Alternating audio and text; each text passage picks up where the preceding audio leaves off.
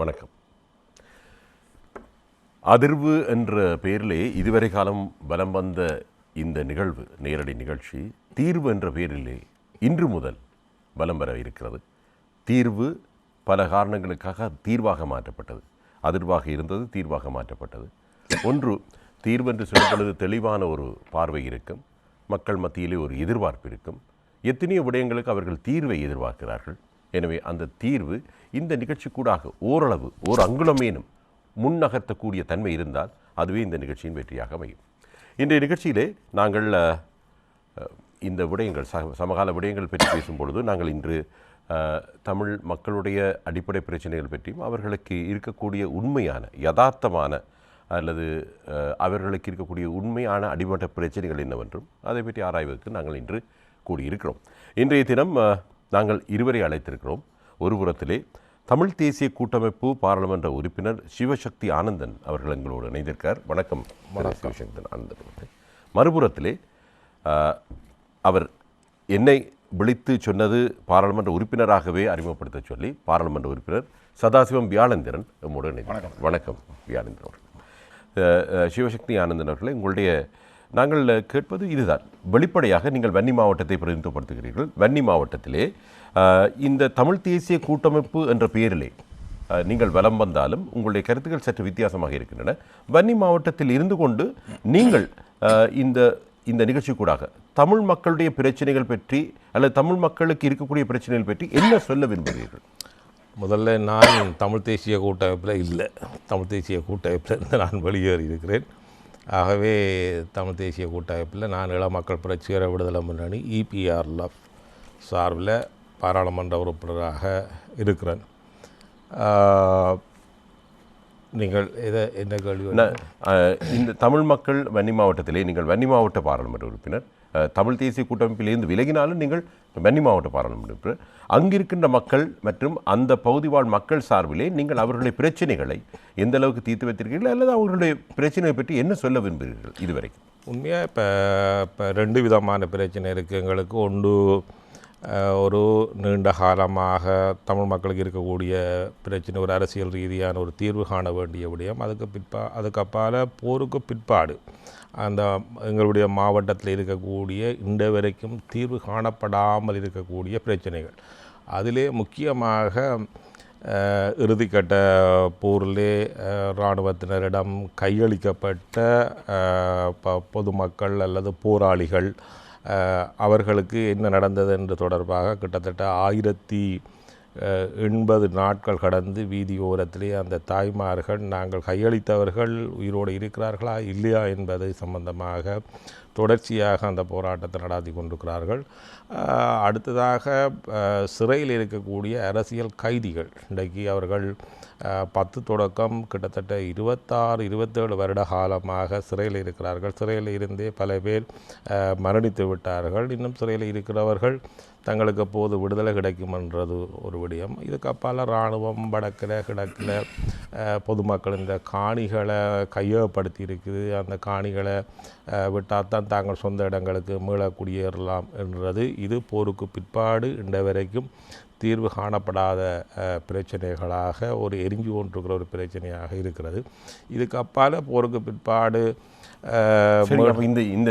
இந்த பிரச்சனைகளை நீங்கள் எந்த அளவுக்கு தீர்ப்பதற்கு எந்த அளவுக்கு முயற்சி எடுத்திருக்கிறீர்கள்? உண்மையிலே இந்த பிரச்சனை தீர்க்கிறதுக்கு எங்களுக்கு 2015 இருந்து இந்த 19 வருட காலம் ஒரு நல்ல அரிய சந்தர்ப்பம் கிடைச்சதுன்னா, 2 பிரதான கட்சிகள், ஐக்கிய தேசிய கட்சியும் ஸ்ரீலங்கா சுதந்திர கட்சியும் ஆட்சியில் இருந்தது. தமிழ் மக்களினுடைய பேராதரவோடு இந்த அரசாங்கம் ஆட்சியில் இருந்தது. குறிப்பாக மைத்ரிபால சிறிசேனா, ரணில் விக்ரமசிங்க ஆட்சியில் இருந்தாலும் கூட இந்த 4.5 வருட ஆட்சி காலத்தை தமிழ் தேசிய கூட்டமைப்பில் திரு சம்பந்தன் தலைமையில் இருக்கக்கூடிய பாராளுமன்ற உறுப்பினர்கள் தான் இந்த 4.5 வருட காலம் இந்த ஆட்சியினுடைய ஒரு பங்காளிகளாக இருந்தவர்கள். ஆகவே இந்த 4.5 வருட காலத்துக்குள்ளே இந்த கைதிகள் விடயமாக இருக்கலாம் அல்லது காணாமல் போன ஒரு பிரச்சனை, காணி விடயங்கள் உட்பட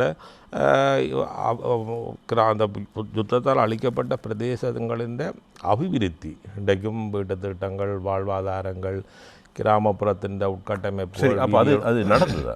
அது அந்த விடயம் நடக்கல. அதுதான் இன்றைக்கு உள்ள ஒரு பெரிய பிரச்சனை. எங்களுக்கு கிடைச்ச தமிழ் மக்களின் பேராதரவோடு வந்த இந்த 4.5 வருட காலத்தில் அந்த 4.5 வருட காலம் அரசாங்கம் முழுக்க தமிழ் தேசிய கூட்டமைப்பு ஒரு பங்காளிகளாக இருந்தார்களே ஒழிய அந்த 4.5 வருட காலத்துக்குள்ளே அரசியல் தீர்வு ஒரு இஞ்சியும் நகரவில்லை.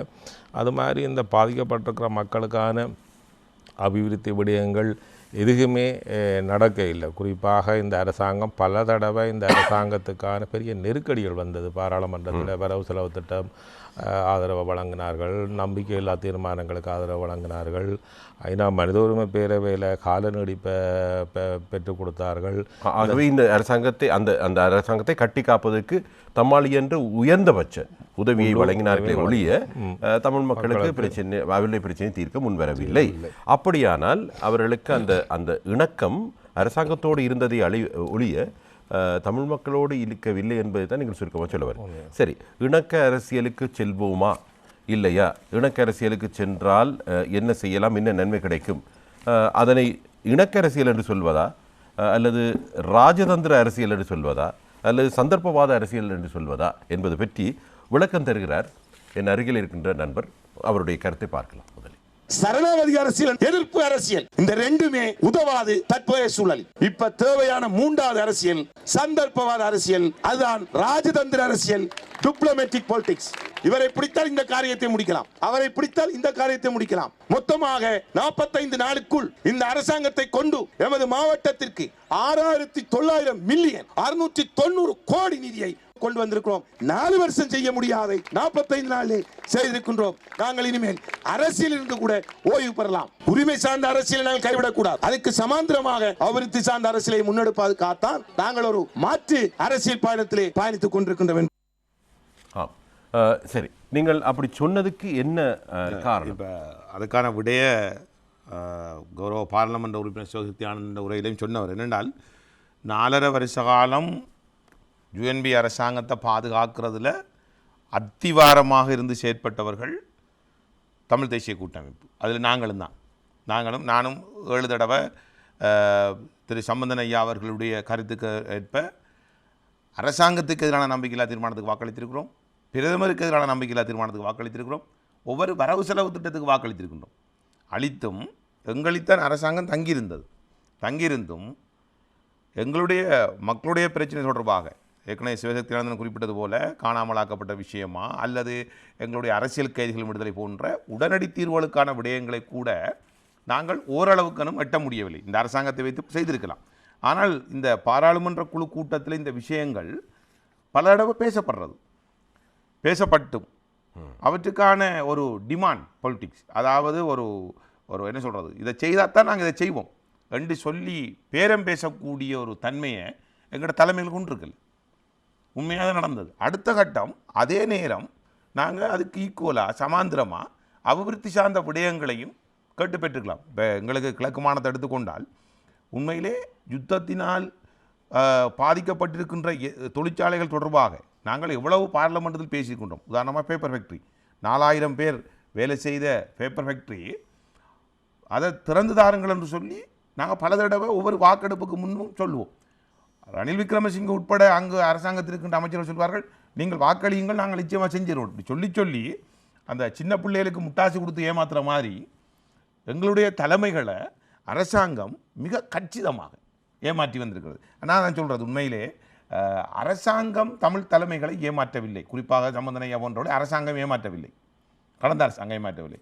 அதே நேரம் இவர்களும் அரசாங்கத்தை ஏமாற்றவில்லை. இவர்கள் 2 பேரும் சேர்ந்து அப்பாவி எமது மக்களை ஏமாற்றியிருக்கிறார்கள் என்பதுதான் யதார்த்தமான வெளிப்படையான உண்மை. ஆனால் இப்படி ஒரு கருத்து இருக்கிறது. அதாவது தமிழ் மக்கள் சொல்வார்களாம், இப்பொழுது எங்களுக்கு வேலை வாய்ப்பு தாருங்கள் அல்லது எங்கள் பிரதேசங்களை அபிவிருத்தி செய்யணும்னு சொன்னால் சம்பந்தன் சொல்வாராம், அப்படி அபிவிருத்தி வேலை வாய்ப்பை கேட்டால் உண்மையான தீர்விலிருந்து அவள் விலகி சென்று விடுவார்கள் அரசாங்கம். அவர் அந்த கதையை காய்க்கிறதுக்கு முதல்ல என்னென்னு சொன்னால், திருகோணமலை மாவட்டத்தில் இந்த மட்டக்களப்பு கிழக்கு மாநிலத்தில் சுகாதார தொண்டர்கள் வீதியில் இறங்கி போராடி இருக்கிறாங்க. நானே 2-3 போராட்டங்களுக்கு சென்றிருக்கிறேன். அந்த சுகாதார தொண்டர்களாக வேலை செஞ்ச பிள்ளைகள் 10-15 வருஷம் வேலை செஞ்ச பிள்ளைகள் இருக்கத்தக்கதாக முன்னாள் அமைச்சர் சுகாதார அமைச்சரை பிடிச்சி திருகோணமலை மாவட்டத்தில் இருக்கிற தன்னுடைய கட்சி சார்ந்தவர்களால் சில சுகாதார தொண்டர்களை வந்து பணியாளர்களாக நியமிச்சிருக்கின்றார். இது தொடர்பாக பாராளுமன்றத்தில் கூட அவர்கள் கிழக்கில் இருந்தவர்கள் வடக்கிலே உள்ள வைத்தியசாலைக்கு நியமிக்கப்பட்ட தொடர்பாக டக்ளஸ் தேவானந்த் அவர்கள் கூட கேள்வி எழுப்பியிருந்தார். இதை நான் ஏன் சொல்ல வரேன்டா, திருகோணமலையில் இருக்கிற பிள்ளைகளோ அம்பாறையோ மட்டக்களப்பு நியமிக்கப்பட இல்லை.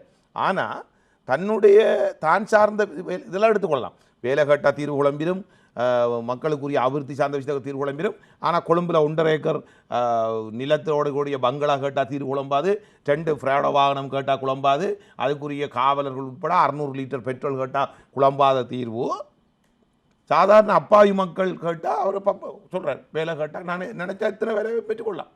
இன்றைக்கு பாருங்கள், உண்மையிலே சாதாரண தேவையை கூட பூர்த்தி செய்ய முடியாமல் தற்கொலைக்கு போகுது சனம். இப்படியான ஒரு சூழலில் இன்றைக்கு கடந்த காலத்தில் சிவசக்தி ஆனந்தனுக்கும் தெரியும், இந்த 4.5 வருஷ காலத்தில் அரசாங்கத்தை பாதுகாத்த எங்களுடைய மாவட்டத்தில் நான் சொல்கிறேனே, என் மூலம் குறைஞ்சது ஒரு 20-21 பேருக்கு தான் நாங்கள் அரசாங்கத்துறையில் வேலை வாய்ப்பு பெற்றுக் கொடுக்குறோம். அது என்ன வேலை வாய்ப்பு? வாட்சர், சானிட்டரி லேபர் தான். இதே கல்வி அமைச்சில் 4500 பேருக்கு மேற்பட்டாக்களுக்கு வேலை வாய்ப்பு கொடுக்கப்பட்டிருக்கின்றது. ஆனால் எங்களுடைய மாவட்டத்தைச் சேர்ந்த பாராளுமன்ற உறுப்பினர்கள் கூடாக கல்வி அமைச்சு கூடாக ஒரு 5 பேர் 6 பேர் இவ்வாறு தான் வழங்கப்பட்டது. ஆனால் இந்த சூழலில் யோசிச்சு பாருங்கள், எவ்வளோ வேதனையான விஷயம் இது. சரி, உங்களுடைய எண்ணப்போக்கு தெளிவு. அதாவது நாங்கள் மக்களுக்கு உதவி செய்வோம், மக்களுடைய தேவைகளை பூர்த்தி செய்வோம். அப்படி அதற்கு நீங்கள் கொடுத்த பெயர் சந்தர்ப்பவாத அரசியல் அல்லது டிப்ளமேட்டிக் பாலிடிக்ஸ், அதாவது ராஜதந்திர அரசியல் என்று சொன்னீர்கள். அப்போ இந்த ராஜதந்திர அரசியலுக்குள்ளாக உரிமைகளை பெற்றுக்கொள்ள முடியுமா? இல்லை, உண்மையில் என்னென்னு சொன்னால், இன்றைக்கு கிழக்கு மாநிலத்தில் சூழல் வேறு, வடக்குண்ட சூழல் வேறு. ரெண்டையும் ஒரே தளத்தில் வச்சு பார்க்க முடியாது. சில விஷயங்களை ஒத்து போனாலும் ஆனால் சூழல்ன்றது பிரச்சனை. வடக்கில் இருக்கின்ற பிரச்சனை வேறு, கிழக்கில் இருக்கின்ற பிரச்சனை வேறு. அது உங்களுக்கு தெரியும். நான் என்ன சொல்ல வரேன்னு சொன்னால், இன்றைக்கு எங்களுடைய சகோதர சமூகமான முஸ்லீம் சமூகத்தை கிழக்கில் எடுத்துக்கொண்டால், அவர்கள் கடந்த காலங்களிலே அபிவிருத்தி சார்ந்த அரசியலை முன்னெடுத்து அவர்களுடைய உரிமை சார்ந்த விஷயங்களை அவர்கள் பெரிதாக விளக்கல. ஆனால் எங்களுடைய சமூகத்தை எடுத்துக்கொண்டால் ரெண்டுமே இல்லாத நிலையில் தான் இருக்கின்றது. ஒரு மனிதன் வாழ்வதற்கான உரிமை, அடிப்படை உரிமை என்பது கூட அவனோட வேலை வாய்ப்பில் தங்கியிருக்கு, அவனோட கல்வியில் தங்கியிருக்கு, அவனோட பொருளாதாரத்தில் தங்கியிருக்கு. வாழ்வதற்கான உரிமை அவனுக்கு மறக்கப்படுகின்றது. உயிர் வாழ்வதற்கான உரிமை, அதான் உரிமையிலே மிக பிரதானமான உரிமை. அதை கூட நாங்கள் அவர்களுக்கு பெற்றுக் கொடுக்க முடியாவிட்டால் நாங்கள் என்ன உரிமை அவர்களுக்கு பெற்றுக் கொடுக்கணும்? சரி, சிவசக்தி ஆனந்தனர்களை நீங்கள் சொல்லுங்கள். இப்பொழுது நீங்கள் அங்கே வன்னி மாவட்டத்தில் பிரச்சனை இருக்கிறதுன்னு சொல்லுகிறீர்கள். நீங்கள் தமிழ் தேசிய கூட்டமைப்பிலிருந்து விலகி நிற்கிறீர்கள் என்று சொல்லுகிறீர்கள். ஆனால் தமிழ் தேசிய கூட்டமைப்பின் கருத்துக்கள் அல்லது அவர்களுடைய கோட்பாடுகளிலிருந்து விலகி நிற்கிறீர்களா இல்லையா? அவர்களுடைய கோட்பாடுகளில் ஒன்று தமிழ் தேசியம் என்ற ஒரு விடயம், அல்லது அர்த்தபூர்வமான அதிகார பகிர்வுன்னு சொல்லி வடக்கு கிழக்கு இணைந்த வடக்கு கிழக்கிலே தமிழ் மக்களுக்கான அரசியல் தீர்வு என்ற ஒரு விடயம் அன்றிலிருந்து இன்று வரை பேசப்பட்டு வருகிறது. இதனை ஃபெடரல் சிஸ்டம் சொன்னாலும் அல்லது அதிகார பகிர்வு திட்டம் என்று சொன்னாலும் ஒன்று. இந்த தீர்வு நிகழ்ச்சியிலே பேசப்பட போகிறது. இந்த தீர்விலே நீங்கள் உங்களுடைய கருத்து என்ன? நீங்கள் அந்த தீர்விலிருந்து விலகி நிற்கிறீர்களா அல்லது உங்களுக்கு ஒரு புது தீர்வு இருக்கிறதா? உண்மையிலே தமிழ் தேசிய கூட்டமைப்பின் தேர்தல் விஞ்ஞாபனத்தில் நீங்கள் சொல்லப்பட்ட விடயங்கள் இருக்குது.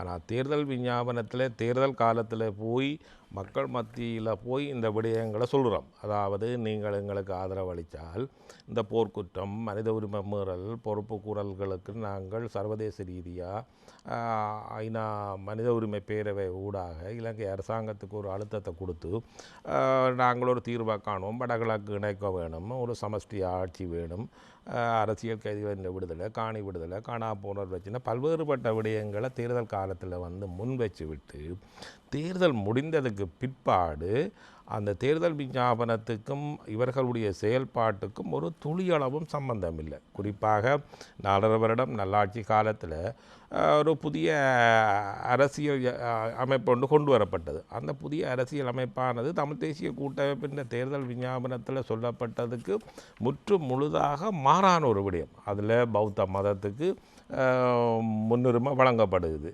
ஆகவே அப்படிப்பட்ட ஒரு அரசியல் அமைப்பைத்தான் கூட்டமைப்பினுடைய தலைவர்கள் அதை தமிழ் மக்களுக்கு ஒரு தீர்வாக கொண்டு வர வழிகிட்டார்கள். இதுக்கப்பாறு தற்போது இருக்கக்கூடிய அரசியல் யாப்பை விட மிக பாதுகாப்பான ஒரு ஒற்றையாட்சி அரசியல் யாப்பு, இதைத்தான் கடந்த 4.5 வருட காலம் நல்லாட்சியோடு இவர்கள் பேசி வந்தவர்கள். ஆகவே தேர்தல் காலத்திலே தேர்தல் விஞ்ஞாபனம் ஒன்றாயிருக்கும், தேர்தல் முடிஞ்சதுக்கு பிறகு இவர்களுடைய செயல்பாடு என்பது அதுக்கு முற்றுமுழுதாக மாறுபட்டதாக இருக்கும். சரி, ஒற்றையாட்சி பற்றி அவர்கள் பேசியிருக்கார்கள் மறைமுகமாக. நீங்கள் சொன்னது சரி. இப்பொழுது ஜனாதிபதி கோட்டாபய ராஜபக்ச அவர்கள் இந்த சுதந்திர தின உரையிலே ஆரம்பமே ஒற்றையாட்சியின் கீழ் மக்களுக்கு தீர்வுன்னு சொல்லி அதன் பின்னர் அதன் ஊடாக செல்லும் பொழுது இன மத மொழி வேறுபாடுகள் என்று அனைவரும் சமம் என்றும் அதிகார பரவலாக்கல் பற்றி பேசும் பொழுது அதிலே அர்த்தபூர்வமான பரவலாக்கல் இருக்க வேண்டும் என்றும் குறிப்பிட்டு செல்கிறார் அந்த உரையிலே. சரி, இந்த விடயத்தை அப்போ தமிழ் தேசிய கூட்டமைப்பின் கோட்பாட்டிலிருந்து இது விலகுகிறதா அல்லது இரண்டும் ஒத்து போகிறதா? ரெண்டும் ஒன்றுதான். ஒற்றையாட்சிக்குள்ள கடைசி வரைக்கும் ஒரு அதிகாரங்களை பகிர முடியாது. அது நாங்கள் கடந்த காலத்திலே பார்த்து வந்தோம். ஆகவே ஜனாதிபதி கூறுகிற அந்த விடயத்தை நாங்கள் ஏற்றுக்கொள்ளவில்லை. தமிழ் மக்களுக்கு உண்மையாக மத்திக்கும் மாகாணத்துக்கு இடையில் ஒரு அதிகாரங்கள் பகிர வேணுமாக இருந்தால் இன்றைக்கு இருக்கக்கூடிய இந்த அரசியல் யாப்பில் ஒற்றையாட்சிக்கு கீழே இந்த அதிகாரங்களை பகிரவே முடியாது. ஏற்கனவே மாகாண சபைக்கு வழங்கப்பட்டிருக்கக்கூடிய 13வது திருத்தச் சட்டத்தில் மாகாண சபைக்கு வழங்கப்பட்டிருக்கிற அதிகாரங்கள் கூடவே திரும்ப அது மீள எடுத்தாச்சு. ஆகவே உண்மையான ஒரு அதிகார பகிர்வு வேண்டுமாக இருந்தால் இந்த அரசியல் அமைப்பு மாற்றப்பட வேண்டும். அது வடகிழக்கு இணைந்த ஒரு சமஷ்டி ஆட்சி முறையை கொண்ட ஒரு அரசியல் யாப்பின் ஊடாகத்தான் எங்களுக்கு ஒரு தீர்வு காண முடியும். ஆகவே ஜனாதிபதி கூறுகிறது போலவே ஒற்றையாட்சிக்குள்ள இந்த அதிகாரங்களை பகிர்ந்து அதுக்கூடாக ஒரு தீர்வை காண முடியாது. அதிகார பரவலாக்கல் தான் பேசினார். அதிகார பரவலாக்கல், அதிகார பகிர்வு பற்றி பேசவில்லை. அதிகார பரவலாக்களையும் அர்த்தபூர்வமான பரவலாக்கலாக அமைய வேண்டும் என்பது அவருடைய ஆதங்கமாக இருந்தது அவருடைய உரையிலே. அதைத்தான் நான் சொல்லுகிறேன். இது ரெண்டுக்கும் வேறுபாடு இருக்கிறது என்று நீங்கள் குறிப்பிடுகிறீர்கள். அப்படி எங்களை பொறுத்தமட்டில் இப்போ இருக்கக்கூடிய இந்த அரசியல் யாப்பை வச்சு கொண்டு வந்து தமிழ் மக்களுக்கு அந்த பிரச்சனையை தீர்க்க முடியாது என்பதுதான் நாங்கள் கடந்த 70 வருட காலம் நாங்கள் அதை நடைமுறை ரீதியாக நாங்கள் பார்த்து அனுபவித்த விடயங்கள் வந்து குறைந்தபட்சம் பாருங்க, மாகாண சபைக்கு வழங்கப்பட்டிருக்கக்கூடிய 13வது திருத்தச் சட்டத்தில் மாகாண சபையில் இருக்கக்கூடிய அதிகாரங்களையே இன்றைக்கு அதை நடைமுறைப்படுத்த முடியாமல் இருக்க. குறைஞ்சபட்சம் காணி அதிகாரம், போலீஸ் அதிகாரங்கள் இருக்குது. அந்த அதிகாரங்களை கூடவே இன்றைக்கு நடைமுறைப்படுத்த முடியாத. சரி, அப்போ பாருங்கள், உங்களுடைய கருத்தோடு பலர் இருக்கிறார்கள் அங்கே தமிழ் தேசிய கூட்டமைப்பில். நீங்கள் ஆனால் சற்று தமிழ் தேசிய கூட்டமைப்பிலிருந்து விலகி நிற்பதற்கு காரணம் அவர்கள் தேர்தலுக்கு முன்னர் சொன்னது ஒன்று, பின்னர் வேறொரு விடயம். அதில் தான் நீங்கள் விலகி நிற்கிறீர்களே ஒழிய அந்த முக்கிய கோட்பாடுகளிலிருந்து விலகி நிற்கவில்லை என்பது உண்மை. அது தெளிவாக தெரிகிறது. ஆனால் இப்பொழுது பாருங்கள், தமிழ் தேசிய கூட்டமைப்பு கோட்பாடோடு ஒத்துப்போகாத நடுநிலையில் இருக்கின்ற சிலவளை ஒத்துப்போகின்ற ஒரு பெண் உறுப்பினரை நாங்கள் பார்க்கலாம். அனந்தி சசிதரன் அவர்கள் என்ன சொல்லுகிறார் என்று பார்க்கும் பொழுது அவரும் அவருடைய கருத்தை ஓரளவுக்கு தொட்டு சென்றால் நல்லது என்று நினைக்கிறேன். இந்த விளம்பர இடைவெளிக்கு முன்பாகவே அனந்தி சசிதரனுடைய அந்த கருத்தை நாங்கள் பார்க்கலாம். அவர் அங்கே இந்த ஆட்சி பற்றியும் அந்த கடந்த ஆட்சியிலே என்னென்ன மாற்றங்கள் வந்திருக்கலாம் என்பது பற்றியும் சொல்லுகிறார். பார்க்கலாம். நல்லாட்சி அரசாங்கம் என்று கூறப்படுகின்ற அரசிற்கு ஆதரவு அளித்து காலப்போக்கில் அது அந்த நல்லாட்சி அரசு என்று ஜனாதிபதியை விலக்கிவிட்டு பிரதமராக இருந்த ரணிலுக்கு ஒட்டுமொத்தமான ஆதரவை வழங்கியதன் விளைவு நாங்கள் அபிவிருத்தியிலும் சரி சகல செயல் திட்டத்திலும் நாங்கள் எங்களுக்கான பிரச்சனைகளை தீர்க்க முடியாத நிலையில் இருந்திருக்கின்றோம். இதற்கான முழு பொறுப்பையும் தமிழ் தேசிய கூட்டமைப்பு தான் பொறுப்பெடுக்க வேண்டும். இந்த 5 வருட காலத்தில் செய்யக்கூடியவற்றை கூட செய்ய முடியாதவர்களாக கடந்த அரசுக்கு கால நீடிப்பை வழங்கி வந்திருந்தவர்கள். இனப்பிரச்சனைக்கான தீர்வு கிடைக்காவிட்டால் பதவி விலகுவதாக சுமந்திரன் பல முறை அவர் பேசியிருந்தார். ஆனா அவருக்கே தெரியும் இனப்பிரச்சனைக்கான ஒரு வரியை தன்னும் எழுதவில்லை, அதற்கான எந்த ஒரு முன்னெடுப்பையும் எடுக்கவில்லை. அந்த ஆட்சியாளர்களை தாங்கள் கொண்டு வந்திருந்தும் கூட இந்த தீர்வை வலியுறுத்தி இடித்துரைக்க முடியாதவர்களாக, அதற்கு கூட ஒரு முதுகெலும்பு இல்லாதவர்களாகத்தான் இவர்கள் நல்லாட்சி அரசாங்கத்தை இயக்கி அவர்களுக்கான முண்டு கொடுத்து இணக்க அரசியலை கொண்டு நடத்தி இருந்தார்கள். தெரிந்து கொண்டும் தான் எங்களுடைய மக்களை ஏமாற்றினார்கள். இனப்பிரச்சனைக்கான தீர்வை கொண்டு வராவிட்டால் தான் பதவி விலகுவதாக. இனியும் தொடர்ந்து எங்களுடைய மக்கள் ஏமாறப் போகின்றார்களா என்ற கேள்வியையும் நான் இந்த இடத்தில் முன்வைக்க விரும்புகின்றேன். இணக்க அரசியல் என்று சொல்லும் பொழுது அந்த ஒரு காலத்திலே ஏன் இன்று கூட அமைச்சர் டக்ளஸ் தேவானந்தா அவர்கள் இணக்க அரசியல் அரசாங்கத்தோடு இணக்க அரசியல் என்று சொல்லும் பொழுது குறை கூறிக்கொண்டு சென்ற தமிழ் தேசிய கூட்டமைப்பு சென்ற இந்த அரசாங்கத்திலே இணக்க அரசியலை கொண்டு சென்றதாக இங்கே சசிதரன் அவர்கள் அனந்தி சசிதரன் அவர்கள் தெரிவிக்கிறார். இடையில நான் குறுக்குறேன் என்ன பிரச்சனைன்னு சொன்னால், இணக்க அரசியல் இல்லது, அவங்க மேற்கொண்ட அரசியல் வந்து சரணாகதி அரசியல். சரணாகதி அரசியல் என்றால் எல்லாத்தையும் கொண்டு ஒட்டுமொத்தமாக வடக்கு கிழக்கில் வாக்களித்த மக்களுக்கு எதையும் பெற்றுக் கொடுக்காம கொண்டு அப்படியே ரணில்கிட்ட கொண்டு சரணாகதி அடைந்த அல்லது அவ்வளவரையும் கூட அடமானம் வைத்த அரசியல் தான் மேற்கொள்ளப்பட்டது. உண்மையிலே அது இணக்க அரசியல் என்றுனா இணக்க அரசியலுக்கு கூடாக ராஜதந்திரமாக எவ்வளோ விஷயத்தை கேட்டு பெற்றிருக்கலாம். ஒவ்வொரு வாக்கெடுப்புக்கும் கையெழுத்து சொல்லிக்கலாம், இதை செஞ்சால் தான் நாங்கள் செய்வோம், இத்தனை கைதியை விட்டு விடணும், இல்லை இத்தனை அபிவிருத்தி சார்ந்த வேலை திட்டங்களை முன்னெடுக்கணும், இருந்தால் தான் நாங்கள் தீர்வு திட்டத்தை குழப்பி போட்டிருப்பேன். இதுதான் உள்ள பிரச்சனை. இது ஒரு கட்டத்தில் வந்து ரணில் விக்ரமசிங்காவின் நம்பிக்கையில்லா தீர்மானத்துக்கு ஆதரவு அளித்ததுக்கு பிறகு ரணில் விக்ரமசிங்க அவர்கள் தன்னுடைய கட்சி சார்ந்த ஒரு அமைச்சர்கிட்ட கூறியிருக்கிறார், தான் தமிழ் தேசிய கூட்டமைப்பு பெருசாக என்னட்டு ஏதாவது எதிர்பார்ப்பார்கள், நான் அதுக்கு ஏதாவது செய்ய வேணுமென்று நான் காத்திருந்தேன், நான் என்னட்டு ஒன்றும் கேட்க இல்லைன்னா மக்களுக்காக ஒன்றும் கேட்க இல்லை, தங்களுக்கு தேவையானதுகளை கேட்டு பெற்றுக்கொண்டாங்கள். ஆகவே உண்மையிலே நீங்கள் கூறுகிற இணக்க அரசியல் தான் செய்திருந்தால் அதை கூட ஒழுங்காக செய்திருக்கலாம். இந்த வியாழத்தினம் சொன்னது மாதிரி 4 வரவு செலவு திட்டம், இந்த 4 வரவு செலவு திட்டத்திலையும் யுத்த காலத்தில் ஒதுக்கப்பட்ட நிதியை விட 2 மடங்கான நிதி பாதுகாப்புக்கு ஒதுக்கப்படுது.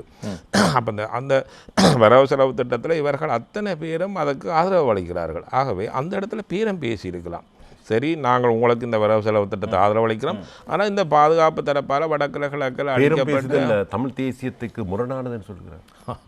அது வந்து அது உண்மையில் அவர்கள் இந்த உண்மையில் இந்த ஆட்சி மாற்றம், அதுக்கு முன்னுக்கு நாங்கள் ஒன்று சொல்ல போனால் 2015 ஆட்சி மாற்றம் வந்ததுக்கு பிற்பாடு முன்னாள் ஜனாதிபதி அவர்கள் ஒரு செய்தியை கூறியிருக்கிறார், தமிழ் தேசிய கூட்டமைப்பு எங்களுடைய நல்லாட்சிக்கு எதிராக சர்வதேச ரீதியிலும் சரி உள்நாட்டிலும் சரி எங்களுக்கு எதிராக எதையும் செய்யாது, அவர்களுக்கு கொடுக்க வேண்டியது எல்லாத்தையும் நாங்கள் கொடுத்துருக்கிறோம், ஆகவே எங்களுக்கு எதிராக எந்த ஒரு சந்தர்ப்பத்திலும் இவர்கள் செயல்பட மாட்டார்கள் என்றதை ஒரு முன்னாள் ஜனாதிபதி இந்த ஆட்சி மாற்றத்துக்கு முக்கியமான ஒரு ஆளாக இருந்து செயல்பட்ட ஒரு முன்னாள் ஜனாதிபதி தன்னுடைய நண்பர் ஒரு ஆளுக்கு கூறியிருக்கிறார், எந்த ஒரு சந்தர்ப்பத்திலும் எங்களுக்கு எதிராக சர்வதேச ரீதியிலையும் உள்நாட்டிலையும் இவர்கள் எங்களுக்கு போக மாட்டாங்க, ஏனென்றால் நாங்கள் அவர்களுக்கு கொடுக்க வேண்டியது எல்லாத்தையும் கொடுத்துருக்கிறோம்.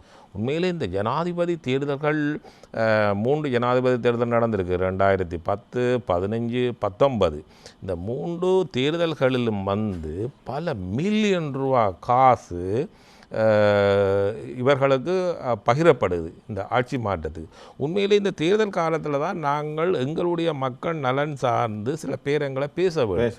சரி நாங்கள் ஆட்சி மாற்றத்தை கொண்டு வரோம், ஆட்சி மாற்றம் வந்தால் எங்களுடைய மக்களுக்கு இவ்வளவு பிரச்சனைகள் இருக்கிறது, இந்த பிரச்சனைகளுக்கான தீர்வு என்ன, ஆகவே அந்த பிரச்சனைகள் தொடர்பாக அவர்கள் இரகசிய உடன்படிக்கையும் செய்து கொள்ளவில்லை, பகிரங்கமாக தேர்தல் விஞ்ஞாபனத்தில் ஒரு ஜனாதிபதி தேர்தலில் முன்வைக்கிறதுக்கு இவர்களும் அனுமதிக்கலை. தேர்தல் விஞ்ஞாபனத்தில் 2015ஆம் ஆண்டு மைத்ரிபால சிறிசேனா ஜனாதிபதி தேர்தலில் போட்டியிடும்போது எங்களுடைய பாராளுமன்ற குழுவில் நாங்கள் ஒரு கருத்தை வலியுறுத்தினாங்கள், இந்த நாட்டை ஆட்சி செய்த எல்லா தலைவர்களும் தமிழர்களையும் தமிழ் தலைவர்களையும் ஏமாத்தினது தான் வரலாறு, ஆகவே இந்த படிப்பினையில் இருந்து நாங்கள் ஒரு நிபந்தனையற்ற ஆதரவுக்கு நாங்கள் போக முடியாது, நிபந்தனைகளை நாங்கள் விதிக்க வேணும்.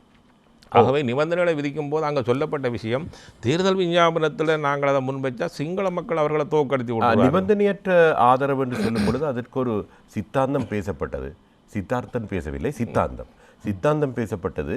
அதாவது நாங்கள் சுமந்திரன் அவர்கள் நேரடியாக தெரிவித்திருக்கிறார், அவருடைய அந்த கருத்து எங்களிடம் பதிவில் இல்லை, நாங்கள் எதிர்வரும் காலங்களிலே அதனை வெளியிடுவோம்.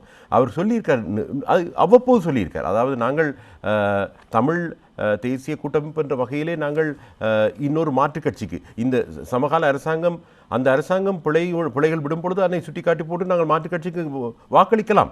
ஆனாலும் எங்களுக்கு ராஜபக்ச அவர்கள் வருவது எங்களுக்கு பிடிக்கவில்லை, அதனால்தான் நாங்கள் இங்கே இருக்கிறோம், இவர்களோடு இருக்கிறோம் என்று சொன்னதை நாங்கள் பல இடங்களிலே கண்டோம். அப்போ இது எந்த அரசியலுக்குள் வரும் என்று நீங்கள் உண்மையில் 2010 பார்த்தீங்கன்னா 2010ஆம் ஆண்டு ஜனாதிபதி தேர்தலில் இந்த யுத்தத்தை நேரடியாக வழி நடத்தின சரத் பொன்சேகா அவர்தான் இராணுவ தளபதியாக இருந்து இந்த யுத்தத்தை நேரடியாக வழி நடத்தினவர்.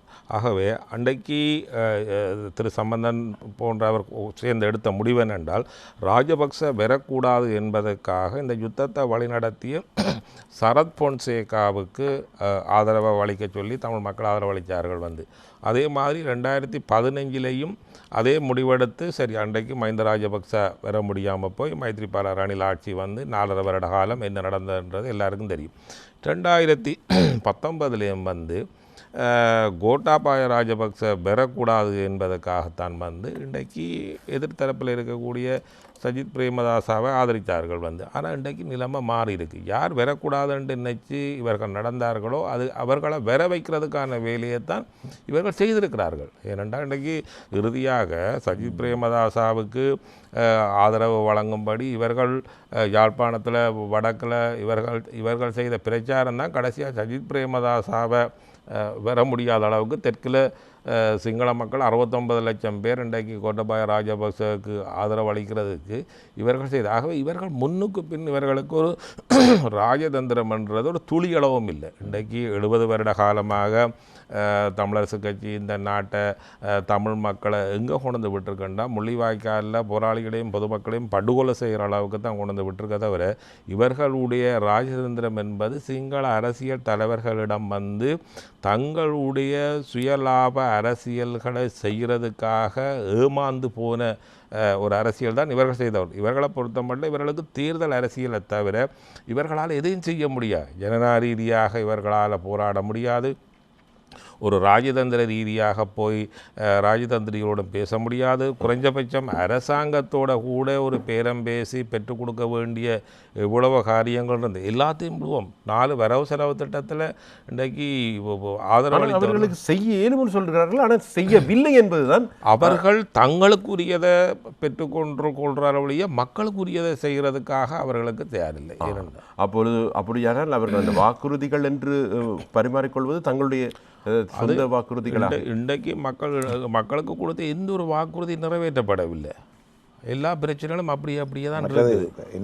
என்னென்னா இதில் ஒரு விஷயத்தை பதிவு செய்யணும். என்னென்றால் இப்போ தமிழ் தேசிய கூட்டமைப்பு உதாரணத்துக்கு இப்போ சிவசக்தி ஆனந்தன் உரிமை சார்ந்த அரசியல் நிலைப்பாட்டில் சரியாக இருக்கிறாருண்டா, நான் சரி அபிவிருத்தி சார்ந்த விஷயத்தை பற்றி நான் சிந்திக்கிறேன்டா, இப்போ இந்த உரிமை அபிவிருத்தி இந்த 2 விஷயத்தையும் ஒரு ஒழுங்குமுறையாக யதார்த்தமாக சிந்திக்கிற ஆட்களுக்கு அளிக்கப்படுகிற இல்லை நான் சொல்கிறேன்னா சொல்ல வரேன், இது அளிக்கப்படுற வாக்குகள் ஒரு பிரயோஜனமாக இருக்குது. ஆனால் இனி இப்போ இருக்கிற அரசாங்கம் நாங்கள் விரும்பினாலும் விரும்பாவிட்டாலும் குறைந்தது அடுத்த பொது பாராளுமன்ற தேர்தலையும் அவர்கள் தான் நிச்சயமாக வெற்றி பெறுவார்கள். எப்படியும் 10 வருஷம் குறைந்தது இந்த அரசாங்கம் குறைஞ்சது 10 வருஷத்துக்கு மேலாக பயணிக்கும். இந்த நிலையில் தமிழ் தேசிய கூட்டமைப்பு தலைவருடையோ தலைமைத்துவருடையோ நிச்சயமாக அவர்கள் அழைத்து இந்த பிரச்சனை சார்ந்த விஷயங்கள் இவங்களோட பேச போகிறது இல்லை. 1 இது ஒரு விஷயம். 2வது இவர்கள் அந்த அரசாங்கத்தோட இணைந்து சரி அபிவிருத்தி சார்ந்த விஷயத்தை மேற்கொள்ள போகிறதும் இல்லை. மொத்தத்தில் வரப்போகிற இந்த பொது தேர்தலில் தமிழ் தேசிய கூட்டமைப்புக்கு அளிக்கப்படுகிற வாக்குகள் உரிமை சார்ந்த அரசியலுக்கும் பிரயோஜனம் இல்லை, அபிவிருத்தி சார்ந்த அரசியலுக்கும் பிரயோஜனம் இல்லாதவர்களுக்கு அளிக்கப்படுற வாக்குகள் மொத்தத்தில் குப்பை கூடைக்குள்ள போடுற வாக்குக்கு தான் சமன். ஏன்னா மக்களுக்கு எந்த பிரயோஜனமும் இல்லை, எந்த விதமான பிரயோஜனமும் இல்லை. இப்போ கையில் எங்கள்கிட்ட நல்ல துருப்பு இருந்தது, அதை வச்சு செய்யக்கூடியதை செய்ய, அதாவது யதார்த்தத்தை பற்றி இன்றைக்கு யார் பேசினாலும் அவனை கள்ளன் எண்டுவான், துரோகி எண்டுவான், முட்டாள் எண்டுவாங்க. ஆனால் யதார்த்தம் இல்லாமல் கற்பனை சார்ந்த விஷயத்தை பற்றி பேசுகிறவர்கள் தான் இவர்கள்.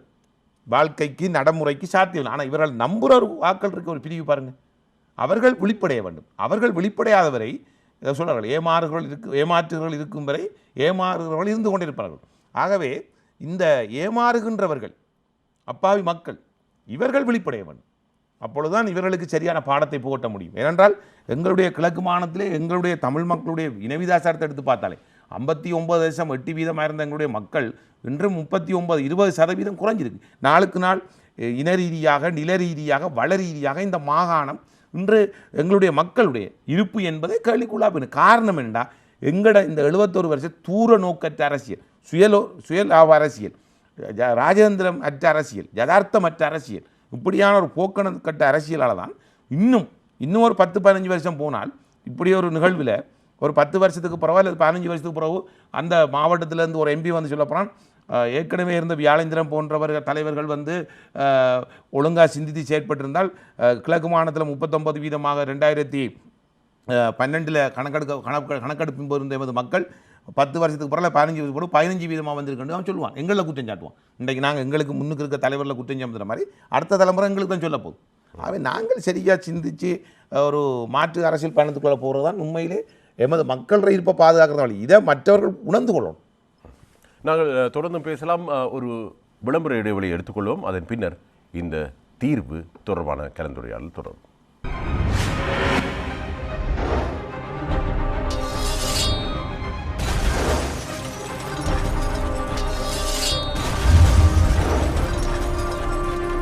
அனந்தி சசிதரன் மீண்டும் வருகிறார் திரையிலே. நீங்கள் கொண்டு வந்த இந்த ஆட்சி காலத்தில் 5 வருடங்களில் 4 வருடங்களையாவது எங்களுடைய இனப்பிரச்சனைக்கான அழுத்தங்களை சர்வதேச சக்திகளுடன் சேர்ந்து இந்த ஆட்சியாளர்களிடம் திணித்திருந்தால் அப்பொழுது 3/2 பெரும்பான்மையை பெற்றிருந்த இந்த நல்லாட்சி அரசாங்கம் நிச்சயமாக இந்த இனப்பிரச்சனைக்கான தீர்வை கொண்டு வந்திருக்க முடியும்.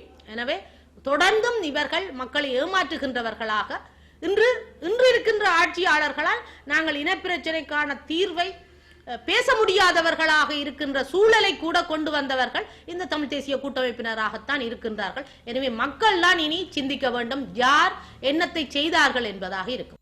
சரி, வியாழேந்திரன் உங்கள் பக்கம். இந்த அனந்தி சசிதரன் இந்த இடத்திலே ஒரு விடயத்தை விளக்கமாக சொல்லியிருக்கார், தெளிவாக சொல்லியிருக்கார். இன்று இருக்கின்ற ஆட்சியாளர்களுடன் கூட அந்த இனப்பிரச்சனை பற்றி பேச முடியாதவர்களாக மாற்றியதும் அந்த தமிழ் தேசிய கூட்டமைப்பு என்று அவர் சொல்லியிருந்தார். அது இப்போ ஏற்கனவே சிவசக்தி ஆனந்தனும் ஒரு விஷயத்தை சொன்னவர் என்னென்னா, இந்த ஜனாதிபதி தேர்தலில் எல்லாருக்கும் தெரியும் தற்போதைய நாட்டினுடைய ஜனாதிபதி கோட்டபய ராஜபக்ச அவர்கள் தான் வெற்றி பெறப்படுறாங்க. நல்லா தெரிஞ்ச விஷயம். தெரிஞ்சும் தெரியும், இது தெரியாமல் இல்லை, தெரியும், சாதாரணாக்களுக்கே தெரியும், இது நிச்சயமாக அவர்கள் வெற்றி பெறப்படுறாங்க. என்ன நாட்டின் நிலவரங்கள் எல்லாத்தையும் கள நிலவரங்கள்லாம் பார்த்து அரைஞ்ச ஒரு சாதாரண பிரஜையே சொல்லிட்டாங்க நிச்சயமாக 4 லட்சம் வாக்கில் வெல்லுவாங்க. ஆனால் எதிர்பார்த்தது 4 லட்சம், ஆனால் வெற்றி பெற்றது 13-14 லட்சம் வாக்கில் வெற்றி பெற்றாங்க. அப்போ எங்களோட தமிழ் தலைமையில் என்ன செய்திருக்கணும்டா, இந்த பக்கத்துலேயும் பேசியிருக்கணும். எப்போ தேர்தலுக்கு இப்போ பேசுகிற முற்படுறதில்ல, தேர்தலுக்கு முன்பு இவர்களோடையும் பேசியிருக்கணும். பேசி சில கருத்துக்களை வச்சுருக்கணும். நாங்கள் ரைட் இந்த விஷயங்களை மற்றது வந்து அல்லது உண்மையிலே வெற்றி பெறப்பான தெரிஞ்ச பிறகு ஒரு சில ஒரு என்ன சொல்கிறது ஒரு அல்லது ஒரு நடுநிலையாவது இருந்திருக்கலாம். ஆனால் அவர்கள் இப்படின்னு சொல்லுகிறார்களே, நாங்கள் ஐக்கிய தேசிய கட்சியோடு பேசும்பொழுது ஒரு சௌகரியம், ஒரு சௌவாக்கியம், ஒரு சவுசி இருப்பதாகவும், இங்கே நாங்கள் ராஜபக்ச அவர்களோடு பேசும்பொழுது எங்களுக்கு அந்த சௌகரியம் ஏதோ தெரியல, உடம்புக்குள்ளால வருமையா இவர்கள் மஹிந்த ராஜபக்ச அவர்களை பழிவாங்குறோம் என்ற அடிப்படையில் உண்மையிலே இவர்கள் பழிவாங்கப்படுகிறவர் ஆனால் எங்களுடைய அப்பாவி தமிழ் மக்கள் தான் பழிவாங்கப்பட்டு கொண்டிருக்கிறார்கள். இது இவர்களுக்கு விளங்குதில்லை. உண்மையான விஷயம் யதார்த்தம் இதுதான். அப்போ இவர்கள் பழிவாங்குறன்னு சொல்கிறது உண்மையில் எல்லாருக்கும் தெரியும். நான் இந்த ஜனாதிபதி தேர்தலுக்கு முன் நடந்த ஊடக சந்திப்பில் சொன்னேன். என்னோட சில ஊடகவியலாளர் கேட்டாங்க, தமிழ் தேசிய கூட்டமைப்பு ஆருக்கு ஆதரவு வழங்கும் அவர்களின் தீர்மான ஒடுக்கலை கொழும்பிலே கொடுக்குறார்கள், யாழ்ப்பாணத்திலே கொடுக்குறார். நான் உங்களுக்கு ஒரு சாத்திரம் சொல்கிறேன், என்னதான் நடந்தாலும் ரணில் விக்ரமசிங்கைக்கு தான் ஆதரவு வழங்குவார்கள். ஏன்டா எங்களை கொண்டு 4 வருஷமாக எவ்வளவு பிரச்சனைகள் தீர்க்கப்படாமல் நாங்கள் எவ்வளவு பிரச்சனையில் முன்வைத்தும் எங்களை கொண்டு வாக்களிக்க வைத்தவர்கள். ஆகவே அவர்கள் நிச்சயமாக ரணில் விக்ரமசிங்க அரசாங்கத்தை ஆதரவு வழங்குவார்கள். இதை அதே மாதிரி சொன்ன மாதிரியே நடந்துச்சு. இந்த மக்களை கொண்டு இல்லையே, யோசிச்சு பாருங்கள், எவ்வளோ வேதனையான சம்பவம். சரி, அப்போ இப்படி இருக்கும் பொழுது ஆனால் இப்படி ஒரு பேச்சும் இருக்கிறது. தமிழ் தேசிய கூட்டமைப்போடு இணைந்து இருக்கின்றவருக்கு வாக்குப்பலம் சற்று அதிகம் என்றும், தமிழ் தேசிய கூட்டமைப்பு கோட்பாடுகளை விமர்சித்து விட்டு, அதில் குறைகள் இருந்தால் விமர்சித்து விட்டு விலகி நிற்பவருக்கு அந்த தேர்தல், அடுத்து வருகிற தேர்தல் நிற்கும் பொழுது அவருக்கு வாக்குப்பலம் சற்று குறைகிறது அல்லது சில வேளை நன்றாகவே குறைந்து விடுகிறது என்ற ஒரு கருத்தும் இருக்கிறது. உங்களுடைய கருத்து என்ன சிவசக்தியான? உண்மையில இறுதியாக நடந்த உள்ளூராட்சி மன்ற தேர்தலை பார்த்தீங்களா இருந்தால் 2018 பிப்ரவரி மாதம் நடந்த தேர்தலில் தமிழ் தேசிய கூட்டமைப்புக்கு விழுந்த 2 லட்சத்துக்கு மேற்பட்ட வாக்குகள் குறைஞ்சிருக்குது. உள்ளூராட்சி மன்ற தேர்தலில் அவ்வளவு தூரத்துக்கு இந்த மக்கள் விரக்தி அடைஞ்சு போயிருக்கிறார்கள். கிட்டத்தட்ட 65% மக்கள் தமிழ் தேசிய கூட்டமைப்புக்கு எதிராக வாக்களித்திருக்கிறார்கள். வடக்கிலையும் கிழக்கிலையும் 39 சபைகளை ஆளுங்கட்சிகளோடு அனைத்து கட்சிகளோடு சேர்ந்து ஒரு கூட்டாட்சி தான் இந்த நகர சபைகள் மாநகர சபைகள் இருக்குது. தனி ஆட்சி அமைக்க முடியலை. வடகிழக்கில் 2 சபைகளை தவிர நினைக்கிறேன், மிச்சம் 39 சபைகளும் ஐக்கிய தேசிய கட்சியோடையும் ஸ்ரீலங்கா சுதந்திர கட்சியோடையும் EPDPயோடையும் இன்னும் முஸ்லீம் காங்கிரஸோடையும் எல்லாரோடையும் சேர்ந்து ஒரு கூட்டாட்சி அமைக்க வேண்டிய நிலைமைக்கு இந்த உள்ளூராட்சி மன்றங்கள் போயிருக்கு. இன்னும் சொல்லப்போனால் வன்னியில் சில பிரதேச சபைகள், இப்போ உதாரணத்துக்கு முல்லைத்தீவு மாவட்டத்தில் எடுத்துக்கொண்டால் பாண்டியங்குளம், மன்னார் மாவட்டத்தில் மாந்த மேற்கு பிரதேச சபைகள், தமிழ் பிரதேச சபைகளே இன்றைக்கு வேறு கட்சிகள் கூட்டமைப்பிடம் இருந்த பிரதேச சபைகள் கூட பறிபோயிருக்கு. அப்போ கூட்டமைப்பு வாக்குச்சேரி கொண்டு வந்திருக்கிறது பெரிய சரிவு. அதாவது உள்ளூராட்சி மன்றத்தில் 2 லட்சத்துக்கும் மேற்பட்ட மக்கள் கூட்டமைப்புக்கு எதிராக வாக்களிச்சிருக்கிறாங்க. இந்த நிலைமை அடுத்து இப்போ வரப்போகிற பாராளுமன்ற தேர்தல் இன்னும் பெரிய ஒரு மோசமான அளவு, பெரிய ஒரு பின்னடைவை சந்திக்க வேண்டிய ஒரு நிலைமைக்கு கூட்டமைப்பு வரும்போது நாங்கள் இப்படி கேட்கிறோம். அனந்தி சசிதரனை நாங்கள் பார்த்தோம். அதுக்கு முன்னர் நாங்கள் CV விக்னேஸ்வரன் அவர்களும் வேறு இடங்களில் பேசுவதை கண்டோம். கஜேந்திரகுமார் பொன்னம்பலம் அவர்கள் பேசியதையும் கண்டோம். இவர்கள் பேசியதிலே கருத்தாடல்களிலே வித்தியாசங்கள் இருந்தாலும் பொதுவான சில பண்புகளையும் கண்டோம். சில விடயங்களிலே பொதுவான விஷயங்கள் இருக்கின்றன. உங்களுடைய கருத்தாடலும் அப்படி இருக்கிறது, வியாழேந்திரனுடைய கருத்தாடலும் அப்படி இருக்கிறது. இந்த விஷயங்கள் எல்லாம் பொதுவாக இருக்கிற சில விஷயங்களை எடுத்துக்கொண்டு அவர்கள் ஒரு பொது இணக்கப்பாட்டுக்கு வரக்கூடிய வாய்ப்பு இருக்கிறதா?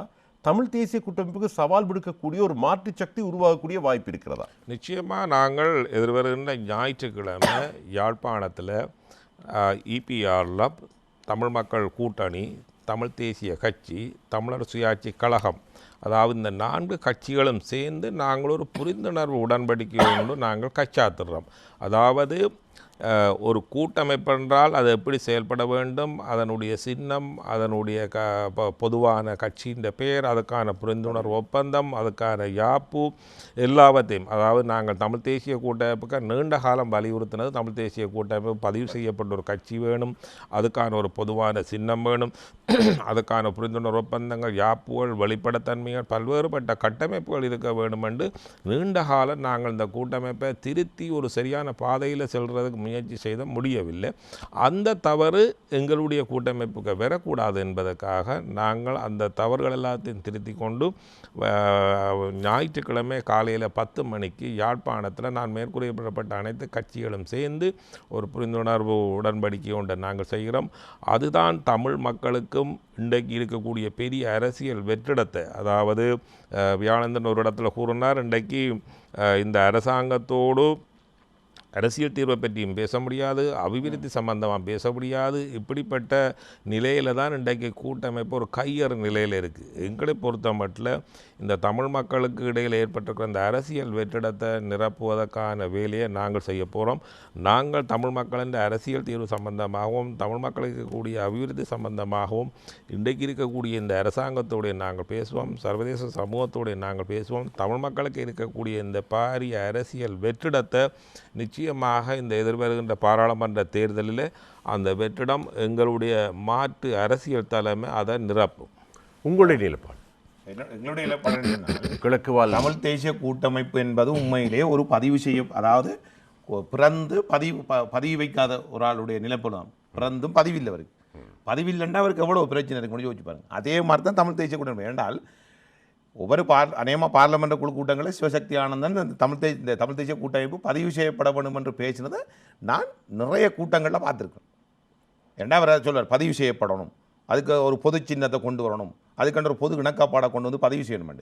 எங்களுக்கு ஏன் பிறகு இதுவரை பதிவு அதான், செய்யப்படவில்லை? அது ஏன்னு ஒரு கட்சியின் தனிப்பட்ட மேலாதிக்கத்தை வச்சுக்கொள்ளணும்ன்றதுக்காக தான் இன்றைக்கு தமிழ் தேசிய கூட்டமைப்பு தமிழரசு கட்சி என்று அதான் தமிழரசு கட்சியின் ஒரு மேலாதிக்கம் அதுக்குள்ளே இருக்கணுமன்றதுக்காக இன்றைக்கு எத்தனை பேர் வெளியில் போயிட்டாங்க? இருக்கிற ஆக்கள் சரி, இருக்கிற ஆக்கள் 90% வெளியில் போன ஆக்கள் 10% ஆக்கள்னா போன 10% ஆக்கள் பிள்ளைன்னு சொல்லலாம். இப்போ இருக்கிறது 10% ஆக்கள் வெளியே போனவன் 90%. இப்போ என்ன காரணம்? திருத்த வேண்டியது வெளியில் போனவர்கள் திருந்தணுமா அல்லது இருக்கிறவர்கள் திருந்தணும்? இவர்களாம் திருந்தணும். இன்றைக்கு நாங்கள் தான் வடகிழக்கில் அல்லது ஒட்டுமொத்த தமிழ் மக்களின் ஏக பிரதிநிதிகள் என்று சொல்லிக்கொண்டு தங்களுடைய தனிப்பட்ட ஒரு மேலாதிக்கத்தை வச்சுக்கொண்டு அதை மற்றாக்கள் மீது திணிக்கின்ற ஒரு செயற்பாடை ஏற்றுக்கொள்ள முடியாது.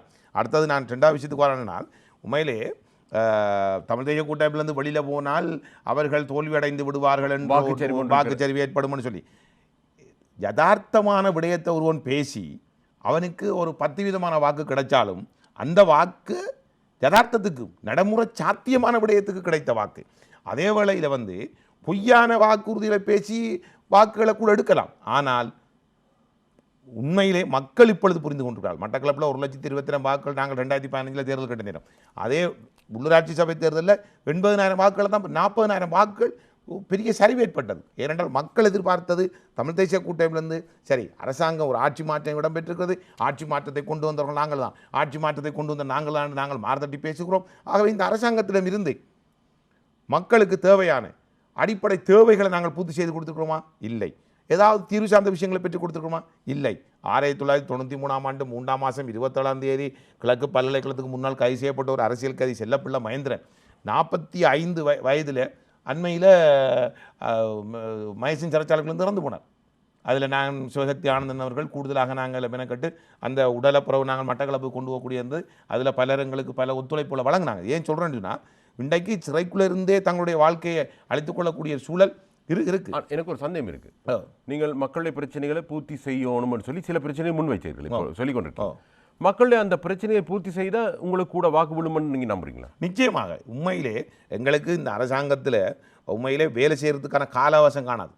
ஆனால் இன்னும் கொஞ்சம் நாங்கள் கூடுதலான காலம் வேலை செய்வோம்டா நிச்சயமாக மக்கள் இப்போ நீங்கள் பார்த்தீங்கன்னா அவங்களுக்கு தெரியும் அந்த தமிழ் மக்களுடைய மனங்கள் சரியா அது தெளிவாக இருக்கா?